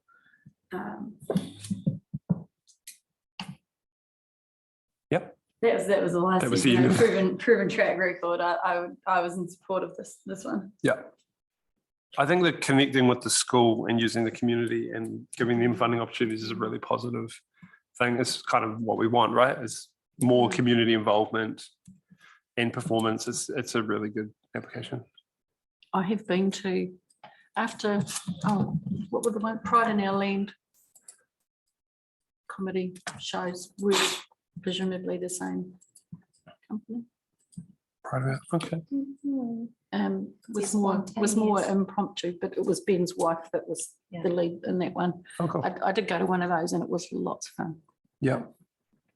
Hey, just a note here on Alicia. So Alicia's away today. She's got here, concept is beneficial, however, not completing project completion report from our previous funding is disappointing. That's not actually correct. So they did complete the, yeah. So I think if we took, she's marked it at 11, which is pretty rough, isn't it? Everyone else has done quite high, marking. So it would, potentially it would even be number 1 if that was more of a rounded off figure. Anyway, so that's not really a factor. Does anyone, how do we feel? Do we want to support this project? Yeah. So they're after 3,700. I'm going to do a rough maths on all of these as we go through. Yep. And I don't have a say, but I'm an advisor. So I'm just going to advise you. The first one that you've agreed to fund is costs about $8 per person that participates. And this will cost $14.86 per person. It's just another thing. Yeah, good way of looking at it.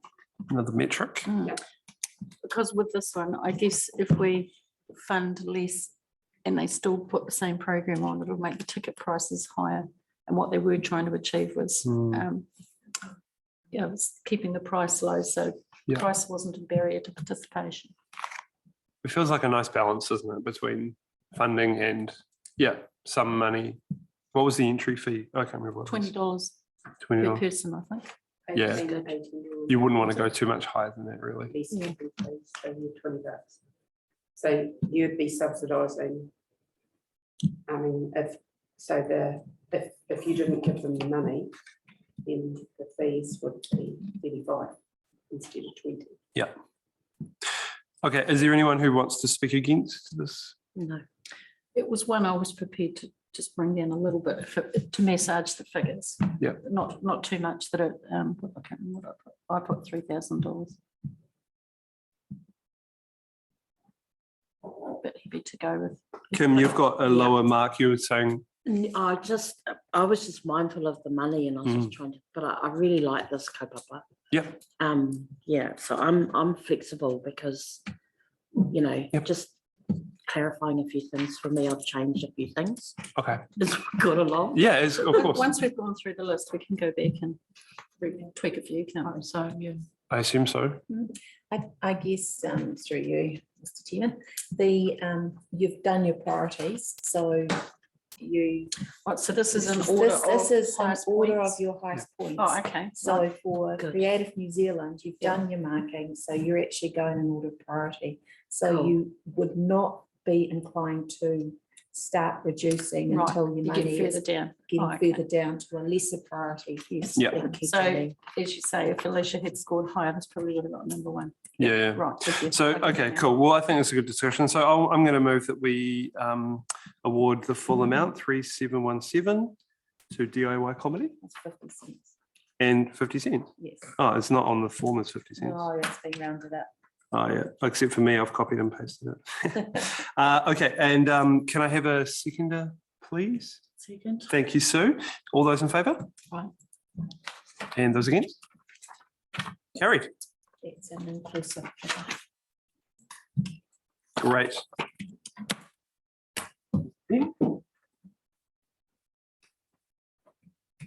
I could have been your runner, Mr. Chair. I'm closer to the door. It's getting warmer, Lynn. Get a bit of I movement. think it's good. It's getting a bit warmer now. I don't know if it's a cup of silver. This coffee's pretty strong, isn't it? Man, Yeah. pot's been going all day. They've changed brands lately because I asked why it was suddenly so strong. Oh, we've changed brands. Okay. Excellent. Okay, great. Welcome back, Ben. Let's now speak about the Everybody is a Treasure Trust. I think we should go through each of the pages on the application individually. We haven't ordered lunch, Mr. Chairman. No, I'm kidding. Who would like to speak about this one? Comments, Ben? Absolutely love this idea. Me too. I think that this is a brilliant thing, Yeah. particularly for kids that, are coming from those less privileged backgrounds. And being able to use something that they have on them to create art and visual art and poetry and words and everything. I think it's fantastic. So I support it in full. Excellent. I do too. I love how she uses the values of whichever community they're in and empowering others with workshops so that it's something that can be carried on. Yeah. I think it's brilliant. And she is a facilitator and was qualified in more than one area to run a program like this. I see that she has well, she was New Zealand Photographer of the Year in some awards. Yeah. But she's also a nurse and a trained youth worker. So it's the whole package really, isn't it? Yeah. The other thing as well, just like for what they're able to provide for that price, I think is, or that amount of funding that they're looking for, I think it's really good value for money. And was the concept that it was getting some kids in there, but train the trainer as well? Yeah. Because again, applying the thing, it's 30 participants. So That would if be it was at the $100. library, some of the library staff would be potentially trained to, And one would hope some schools would. yeah, like some- and be able to run the program again. Yeah. It's very Yeah, good. connecting in with those other community groups with, they can learn those skills too. Even somebody from council going along, picking up that. Yeah, it's pretty cool, isn't it? Yeah. Totally. Heather, did you want to speak to your, you just noted it's just a little bit lower than other people, but That was purely because of the funding amount like Cool. that we have left. Like, if we want to go the full amount, I'm happy to go for it. okay. Yeah, no, that was, I had nothing against it. We should probably note as well Alicia's comment. Alicia might have been having a bad day when she did these. National project with no visible advantage to MDC area.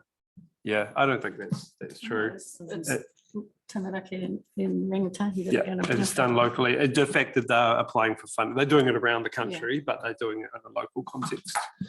So I think we can just discard that, again, that low amount in that issue. Is it okay? Great. Okay, well, if there's anyone who wants to say anything else about it, do you want to tell us the?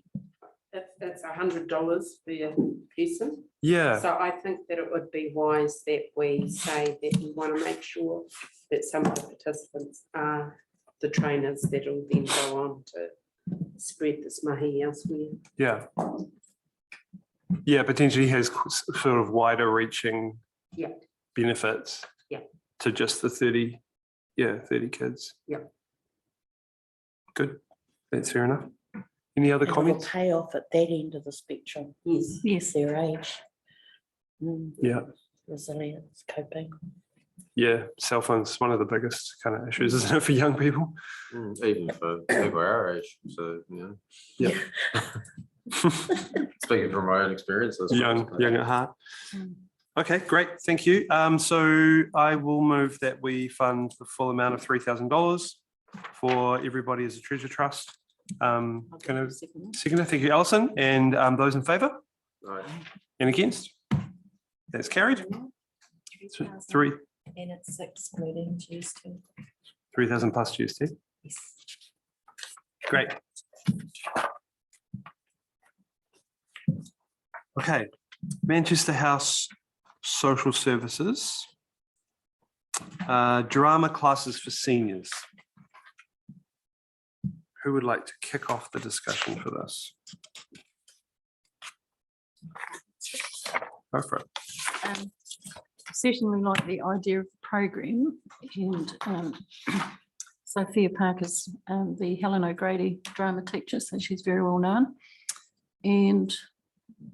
But I wondered with the budget that we're managing, whether one term of classes rather than two term of classes, there was an opportunity to just run one term and see how that goes, and maybe they could run another one next year. Just knowing I have been along to that seniors program for a look. I think they'd fill one class easily. Whether they'd get enough for a different group of people for the second term, I'm not sure that the numbers are there, but I think doing one term definitely. Good idea. Sounds reasonable. In support of that, the only other thing I'd mention in my comments is I think that it's a missed opportunity to not have some sort of performance at the end where the stuff that they're learning from these classes is able to be put on show and monetized in some form, even if it was like, a $5 entry charge to friends and family. Yeah.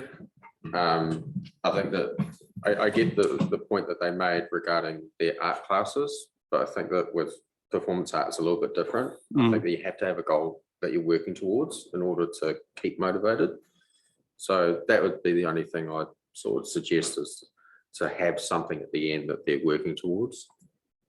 I do wonder if that's the purpose of it.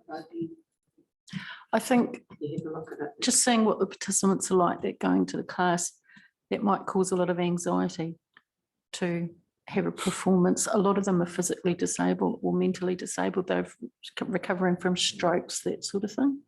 And it might be just, it's more about just impromptuly and performing on the day, I think is the benefit. It might actually be quite stressful for them to aim at a performance at the end, if you get where I'm coming from. Yeah, I understand that, and I appreciate that there's going to be some people that are maybe not at that stage where they feel like they are able to perform, but there will be others that are potentially involved that from that thing, they may be able to form like a little sketch group or something like that, that you'd see the benefit of having these classes. Like we can see the benefit in terms of what it provides to the participants that are there as assessors, but then to the wider community, where do they see the benefit? That's an easy sort of way that they can see it. But more than happy to support it for. I mean, if they can draw some people in that don't normally go to their programs, they might get some younger people. And even though we know senior starts at 65, I would say from what I've seen, that group averages late 70s to 80s. So if they're talking life stories and memoirs and things, that's pretty personal. You know, I can imagine in a group situation on the day, huge benefit of that. I can't imagine many people being able to then express that later in a performance. Yeah, anyway, as they decided, they didn't, jump on that either in the chat, did they? They didn't really want to go there. So we all know, Ben, when you're 80, you'll be up there still doing your dad jokes and everything. Absolutely, perform for life. Okay, great. Well, I mean, do we like the idea of just supporting one? Because it is quite a lot of money for one application. If we just supported one term, 2,637, then they can go and test it out. And if it works, then they can always come back and apply for more funding. What was the unit? 2637. 2637. Anyone against that idea? Cool with that? But it would cost $219.75 per person. Yeah, it's quite a high value one, isn't it? Yeah. That's included morning tea, isn't it? Yeah. Yep. But I think because Sophia was, you're thinking she's a fully qualified teacher, and the kids that do have no grading classes is quite expensive per term. So that is her. I don't think her fee is unreasonable. I mean, that is her fee, but she's very professional, and she's been doing it for a long time. Well, also, it'll be over a or how many? I don't know. It says course. It doesn't say how many weeks. One term of 10 lessons. It said. Oh, so 10 lessons. So it's only $20 a lesson. Yeah. So okay, I will move that we fund them for 2,637. Yeah, for one term of classes. Thank you. And can I have a seconder for that one as well? Sue, thank you. Those in favour? Right. And against? That is carried. Cool. Janine will have to update her amounts when she gets back. That's fine. She's doing a special vote. Okay, cool. Let's carry on with the Fielding Writers Group. This is quite a small amount.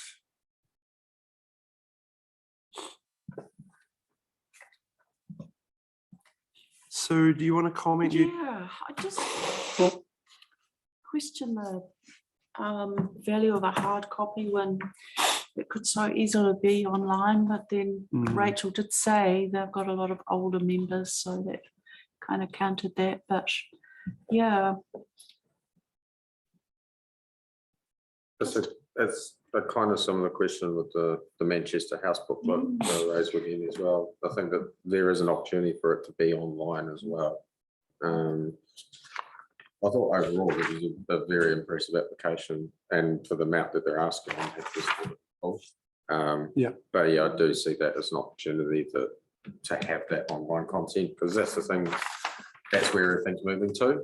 And it feels like a lot of people are still trying to catch up to that, but we need to have that online content, particularly now, you know, lots of people with their photo albums that they go missing when they go moving or something happens, flood damages a house, anything like that. So just having an online record of it, I think is really important.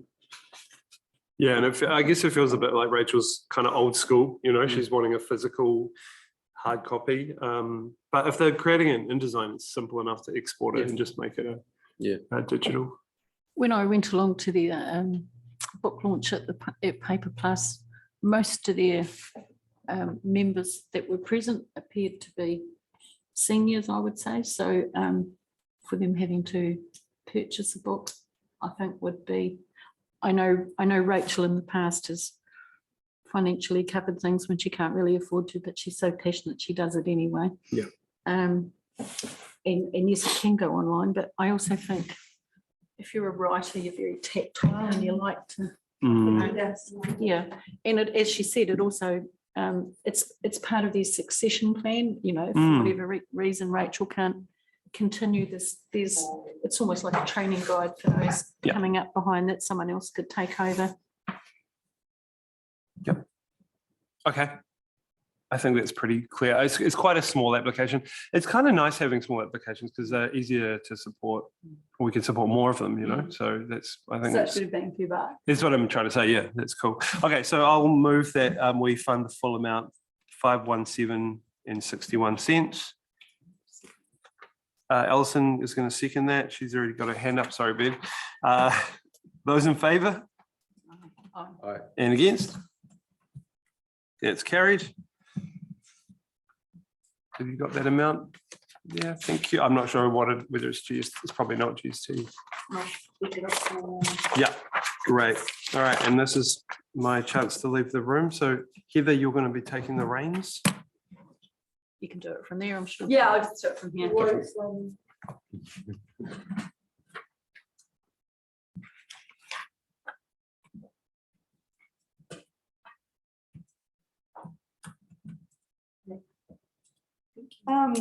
I can just kick it off. I was still, even after the principal spoke, a little unclear on his answer to whether additional funding was going to be sought if we didn't fund the whole thing. I think Alison, you were the one that asked. Yeah, that's why I asked that question, because I looked them up and saw that they Were were. you still a little unclear because he was like, No, because he first said or the board something? and the PTO behind the project. I guess what that meant to me was they would put some funding into it if they had to, Right. because I looked them up and they're a Decile 9 school. Yeah. Yeah, you know, and I was surprised that they hadn't offered some money towards it. Yeah. Any other questions? Comments? I mean, I certainly like the project Mm. and that the kids are going to be, you know, heavily involved. It's just that it's quite a bit that they were requesting. We're at 10,378,000 already. Yeah, which only leaves us about 20 grand, doesn't it? To fund them fully would be taking a quarter of what we have left. Because it was somewhere in there that the four,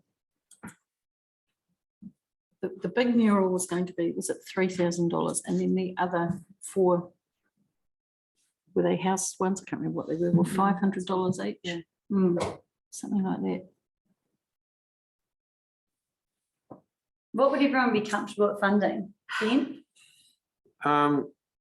In my notes, I put that I'd be happy to fund it and support in full, but obviously we're tight on money. So I think that if they costed it at $3,000 for the larger mural, I'd be comfortable with that. I think that hearing that they're a Decile 9 school as well, also kind of, you know, not to say that it has too much of an impact, but you know that there is potential under funding sources available to them. Whereas if you compare it to, say, a previous school and a previous application that's done something similar, you know. Low decile. Yeah, low decile school. Like the difference between Tangi Moana and Mount Biggs. Tangi Moana is a Decile 2 school and Mount Biggs is a 7 or an 8 or something. Yeah. We fully funded Tangi Moana and we didn't fully fund. Yeah. So on that basis, I'm more than happy to see up to $3,000. I'm just checking on the budget. Is everyone else okay for 3,000? I was just thinking, like, when I asked the question, you know, how long would the project be? He said that in term 4, they would start the designing. Because when's our next round? It's around about March, April, eh? So do we have an idea of what the design figure might be? As opposed to the mural, which won't start till next year.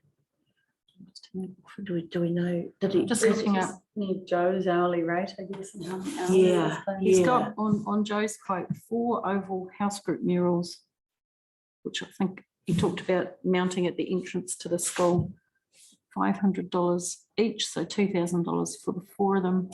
Large mural, $3,000. And he's not charging extra for classroom work. The only other additional cost was, once they're all finished, resin graffiti shield at $200. So it really is about, I mean, his hourly rate's built into the cost of the murals. Yeah. Are we all happy at 3,000, or Kim, it's not sitting with you still? maybe half? I don't know. Half of 3,000 or half of the original? Half of the original. Okay, That'd be 2,600. 2,600. Yeah. What about you? I'm more about half too. Okay, Yeah, I'd be okay with that. Alison, are you okay with that? Yeah, I mean, we can go back and tweak our figures if we. So will you move that, Steph, or do you just note it? That the Creative Communities Assessment Committee grants $2,500 for applications. 2,600 because I requested 5,000. 600 to Newbury School, and that's it, because we're not doing that for the large mural, so that's fine. That would be a exclusive GST. Do I have to move it, or? You can do. Okay, happy to move it. Do I have a seconder? Right. Then, excellent. Snuck in before Alison. Did you want me to go and get Joe? I like to take turns. Can you tell me what was approved I for just need to get the time. Which one was it? This one? the Manchester? Oh, we House decided drama? to go with 1 term of classes, which worked out to be 2637. 37. 2637, And it's only 1 term of classes. and that will be an exclusive figure. And And Building Writers Group, what were they? 3,000. Oh, the little booklet. It's 500 and something. 81, and that'll be an inclusive figure. 61 or whatever it is. Yeah. Okay. So you've still got $3,819.07.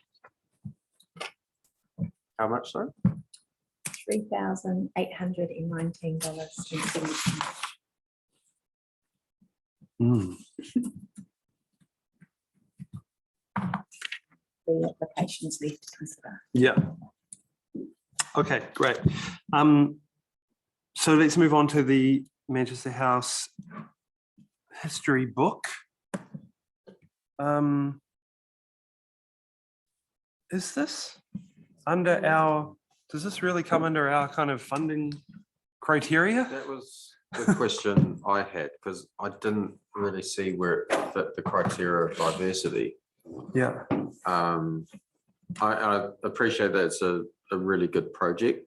And I think that it's important to capture history like that, particularly of Manchester House that have done so much for the wider Manawatu community. But I do question whether or not it's art, and whether it fits that criteria.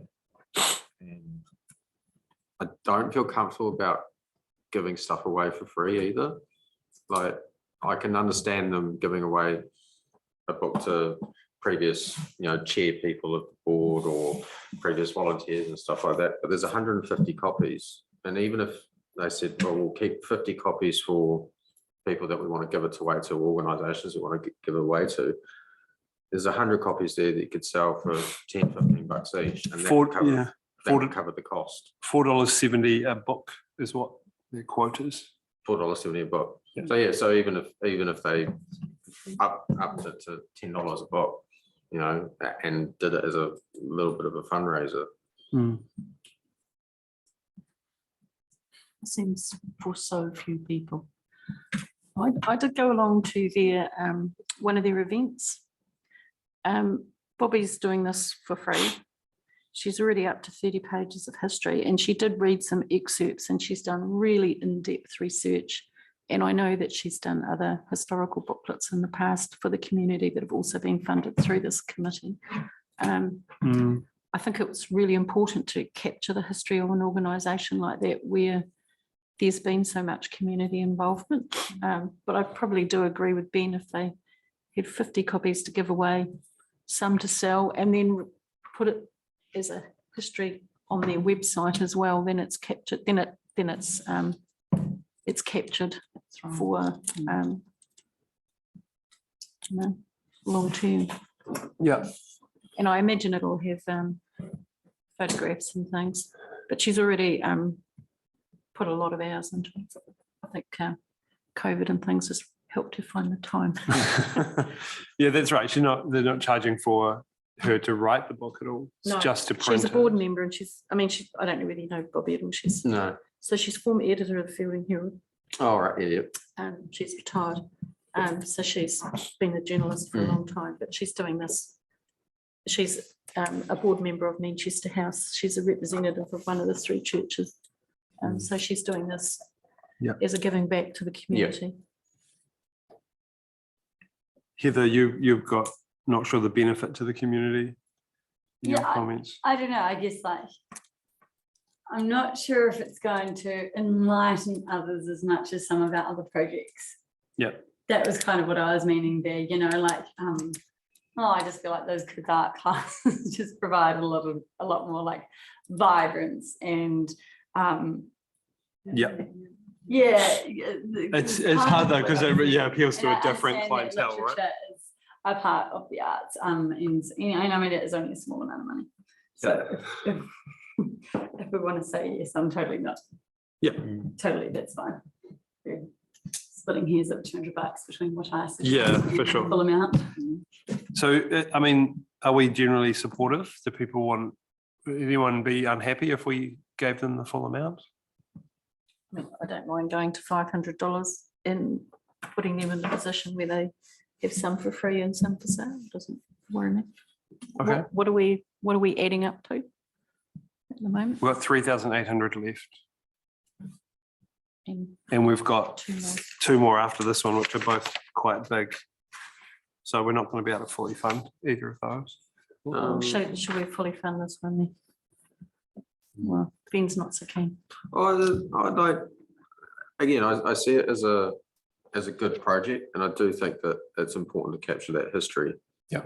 I'd be comfortable with 500. Yeah, and I think that would be reasonable in terms of then going back to the same. Maybe look at selling a few books. Yeah, as maybe well. we can write that as a note recommendation that you sell some of these. Yeah. I mean, I'd buy one at $10. Yeah. And I'm pretty sure there'd be a lot of other people that would as well, because they know what Manchester House does. Yeah. So, And maybe that could be a good catalyst for printing more when they run out. If they've got a bit of money, they can spend. Well, once the design's done, if they're that popular, they can go out with more, Yeah. So, yeah. Okay. So I'll move that we fund for $500.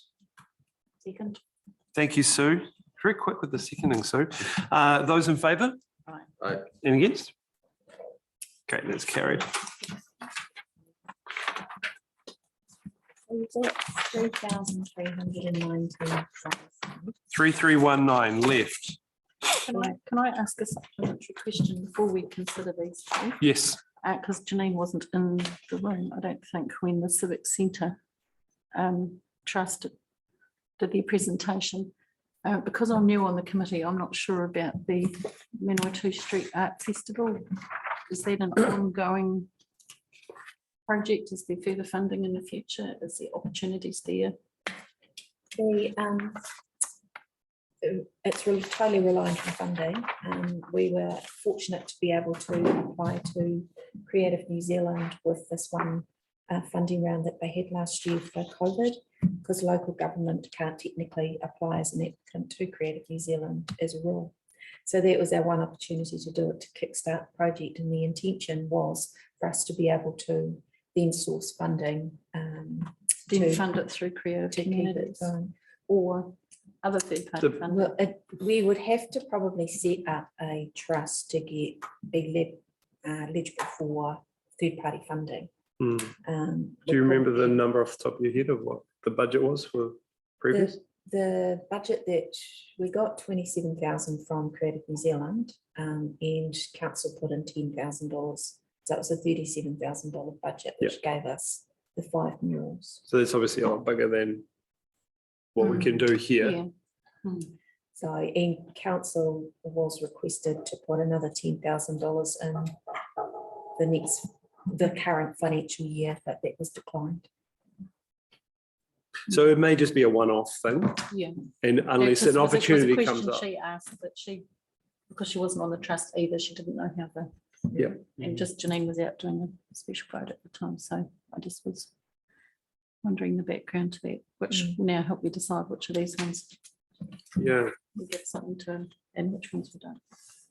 I mean, how do we feel about the painting murals on the Civic Centre? I think it can be done in stages. You know, Yeah. it's quite a big project. It could be done in stages. Yep. That's just my thought.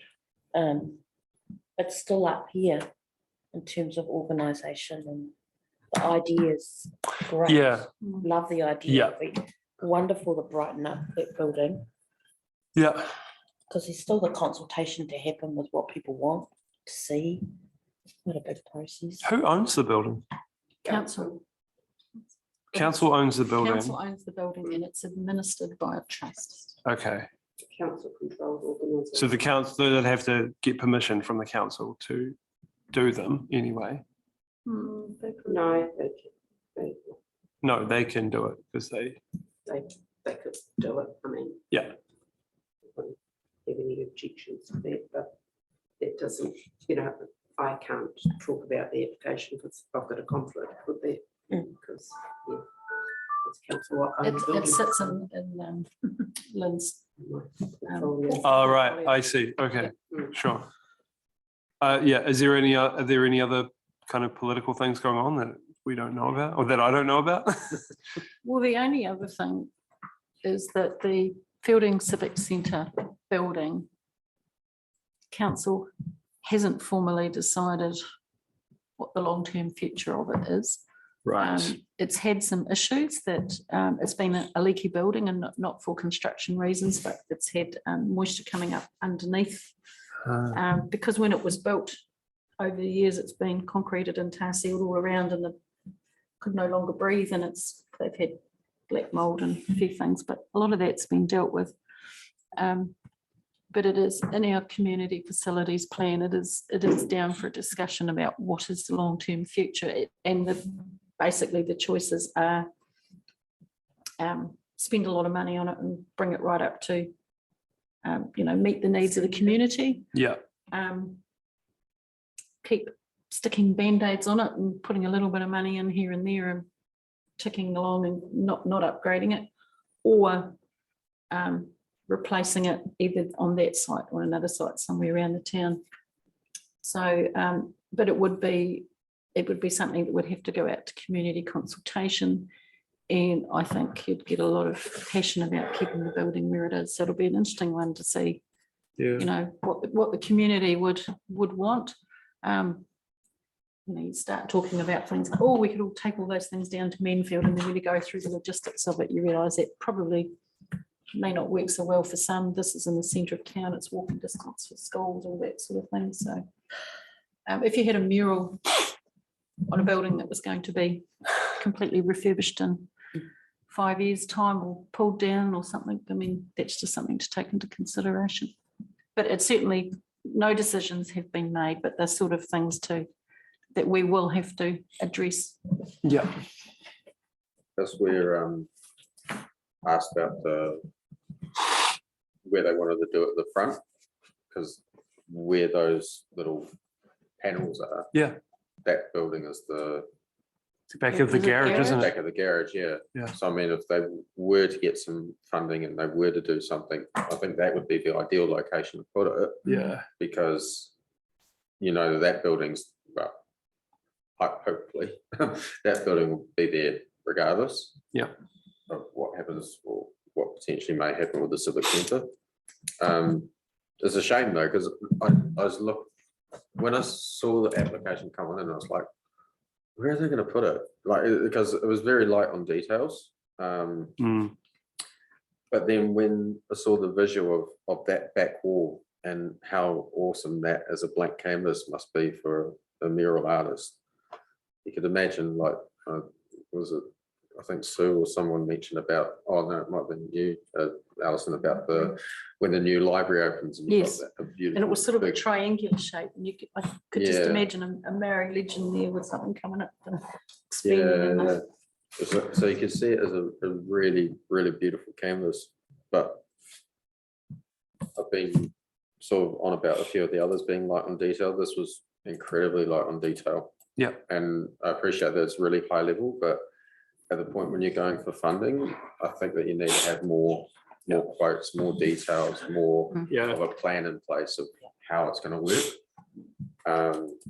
The other thing to consider is from a mural artist perspective, the fee that she's got is actually really low compared It's not to realistic. even just compared to what we paid for the mural, like the Street Art Festival. That's lower than any of the artists got paid, and the walls are really big. So it's kind of like, you know, it looks like it's a lot of money when you say it's like what, $62 or something an hour, but it's as well as that, there's all the access like hiring, which is scaffolding, but cherry picker or scissor lift and stuff. So there's a few quite details. Yeah. But that's why I asked about whether or not there'd been any sort of contact with Manawatu Street Art Festival, because I don't know what the future of the festival is. Yeah. But I mean, if you were looking for blank canvases for the future, yeah, you know, and that might help kill two birds with one stone. You know, if we were unable to get funding for this project, but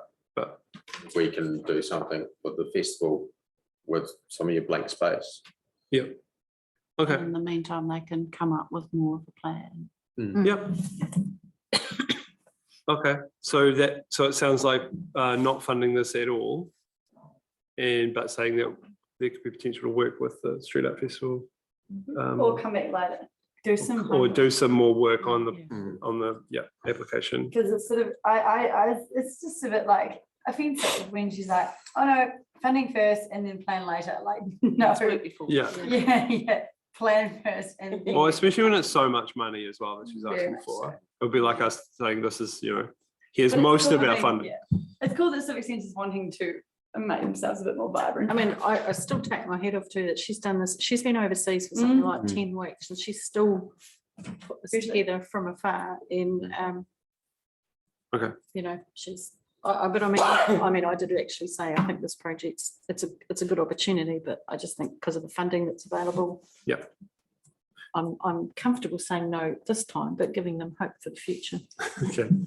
So we're all on board with that. Yeah. No. Okay, great. So, yep. So we're going to say that we're not funding anything for this application.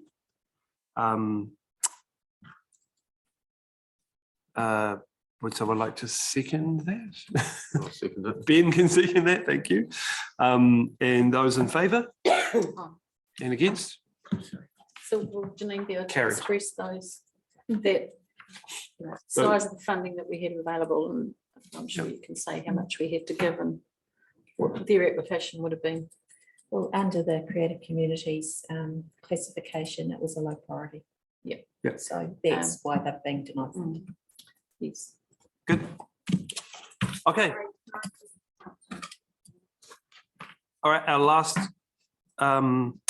last application is number 9, the Historic Vehicle Collection Trust. Photographs of horses. Love it. Kim, love it. Yeah.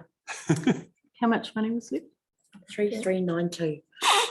3319. Oh, 3319. 3319. Kim, you gave it a low score though. You said you love No, it. I know, but that was all around the funding Ah. and I was prioritising in my head with all the others. But it's amazing when you have presentations.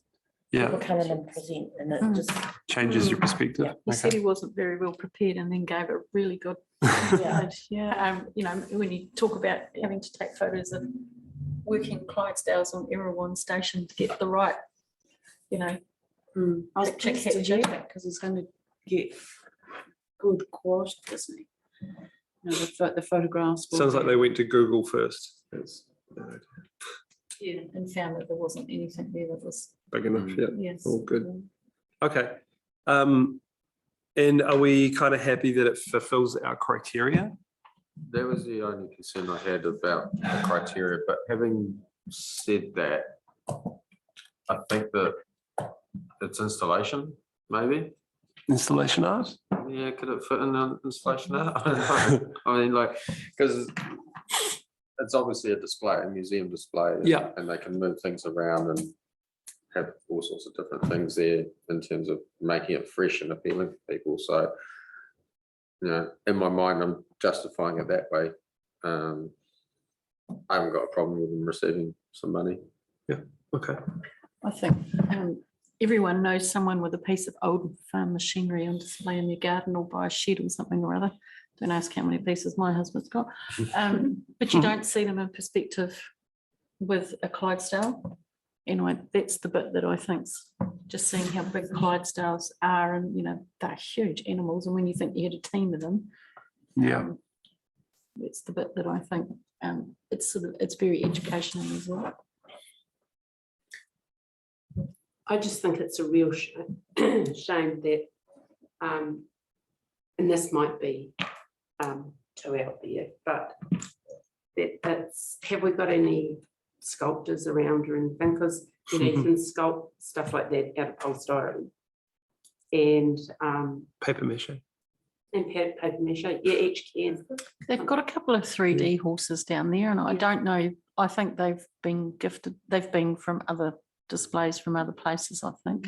It's probably very hard to get a realistic looking horse. Yeah, true. And I mean, if you yeah, commission super hard. that would end up. No, he did say that they had looked at if they got 3D horses, it was going to be, was it $20,000 yeah, each? that's 5 plus, and I can understand why they'd be doing that, because you get it to look really realistic, which Yeah. is Joe's point. I don't imagine there's too many horse taxidermists out there.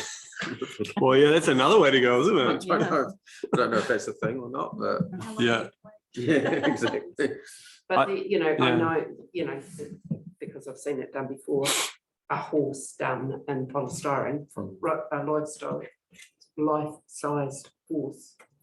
And it's much easier if you make it cartoon, Yeah. and that's not what they're trying to achieve there. But Yeah. Mm. it's just a shame that, you know, and they may have explored stuff like that, because then that perhaps could have involvement from people locally, if we have people that are good at that kind of stuff. I don't know. Yeah, I wanted to suggest that they use a local photographer and actually photograph a horse, you know, because you need a high resolution image. But they'd have to pay for them to go to Erewhon Station, which is Well, that's the thing. I didn't realize that they wanted yeah. Clydesdale horses, which are not Well, local. that's yeah. Working Yeah, Clydesdale. yes. Yeah. Yeah. Clydesdale horses are now very rare to find, Yeah. and but it was only Clydesdale. That was the purpose of a Clydesdale, was the Yeah. It's just machines. it's just from the application, it kind of looks like it's almost like signage, you know, because it's like we'll get it printed at Beecham Signs and we'll get it cut out at Mitre 10, and it's kind of like, okay, where's the art aspect? But That photograph though is going to give the dynamism that they're looking for, isn't it? yeah, Movement and Just going to really enhance the display. that Yeah. they- Mm. yeah. they got down And if there. they're life size, you think when kids go through, they'll go, wow, that horse is big. You know, and it's like, So okay, so we sounds like we quite like the application. We haven't got enough to fund their whole thing. We could, so it's $1,500 a horse, right? So we could fund one horse, or we could fund what we've got left, or we could dip into our funds and get a bit more and fund the whole thing. So what do you guys we've think? got 3,000. 3,319 left. If we gave them $3,000, it'd be enough for 2 horses. That Because he would- said their long-term goal was to have 20 horses. Sure, yeah. So if we did 3,000, that would be 2. Mhm. If you like. 'Cause they- 500 in their kitty Yeah, they Mm. did say they've got $500 raised already. over a couple of months. Yeah. Cool. I think they'll find, I don't know whether they've built in the cost of a photographer and everything if they. Well, I think it sounds like they were trying to get that for free from someone up there. Anyway, so does that sound okay? Can we go that way? 3,000? I'll move it if you like. Okay, would you like to move it? Thank you. Yep, 3,000. I'll second. Thank you, Ben. Those in favour? And against? Okay, it's carried. Okay, leaving $319 for next time. Oh, yeah, great. Well, don't forget that. Do we need to do anything for the after the meeting? Oh, okay. I declare the meeting's closed. Do I need to do the in favour thing? No, I can just declare.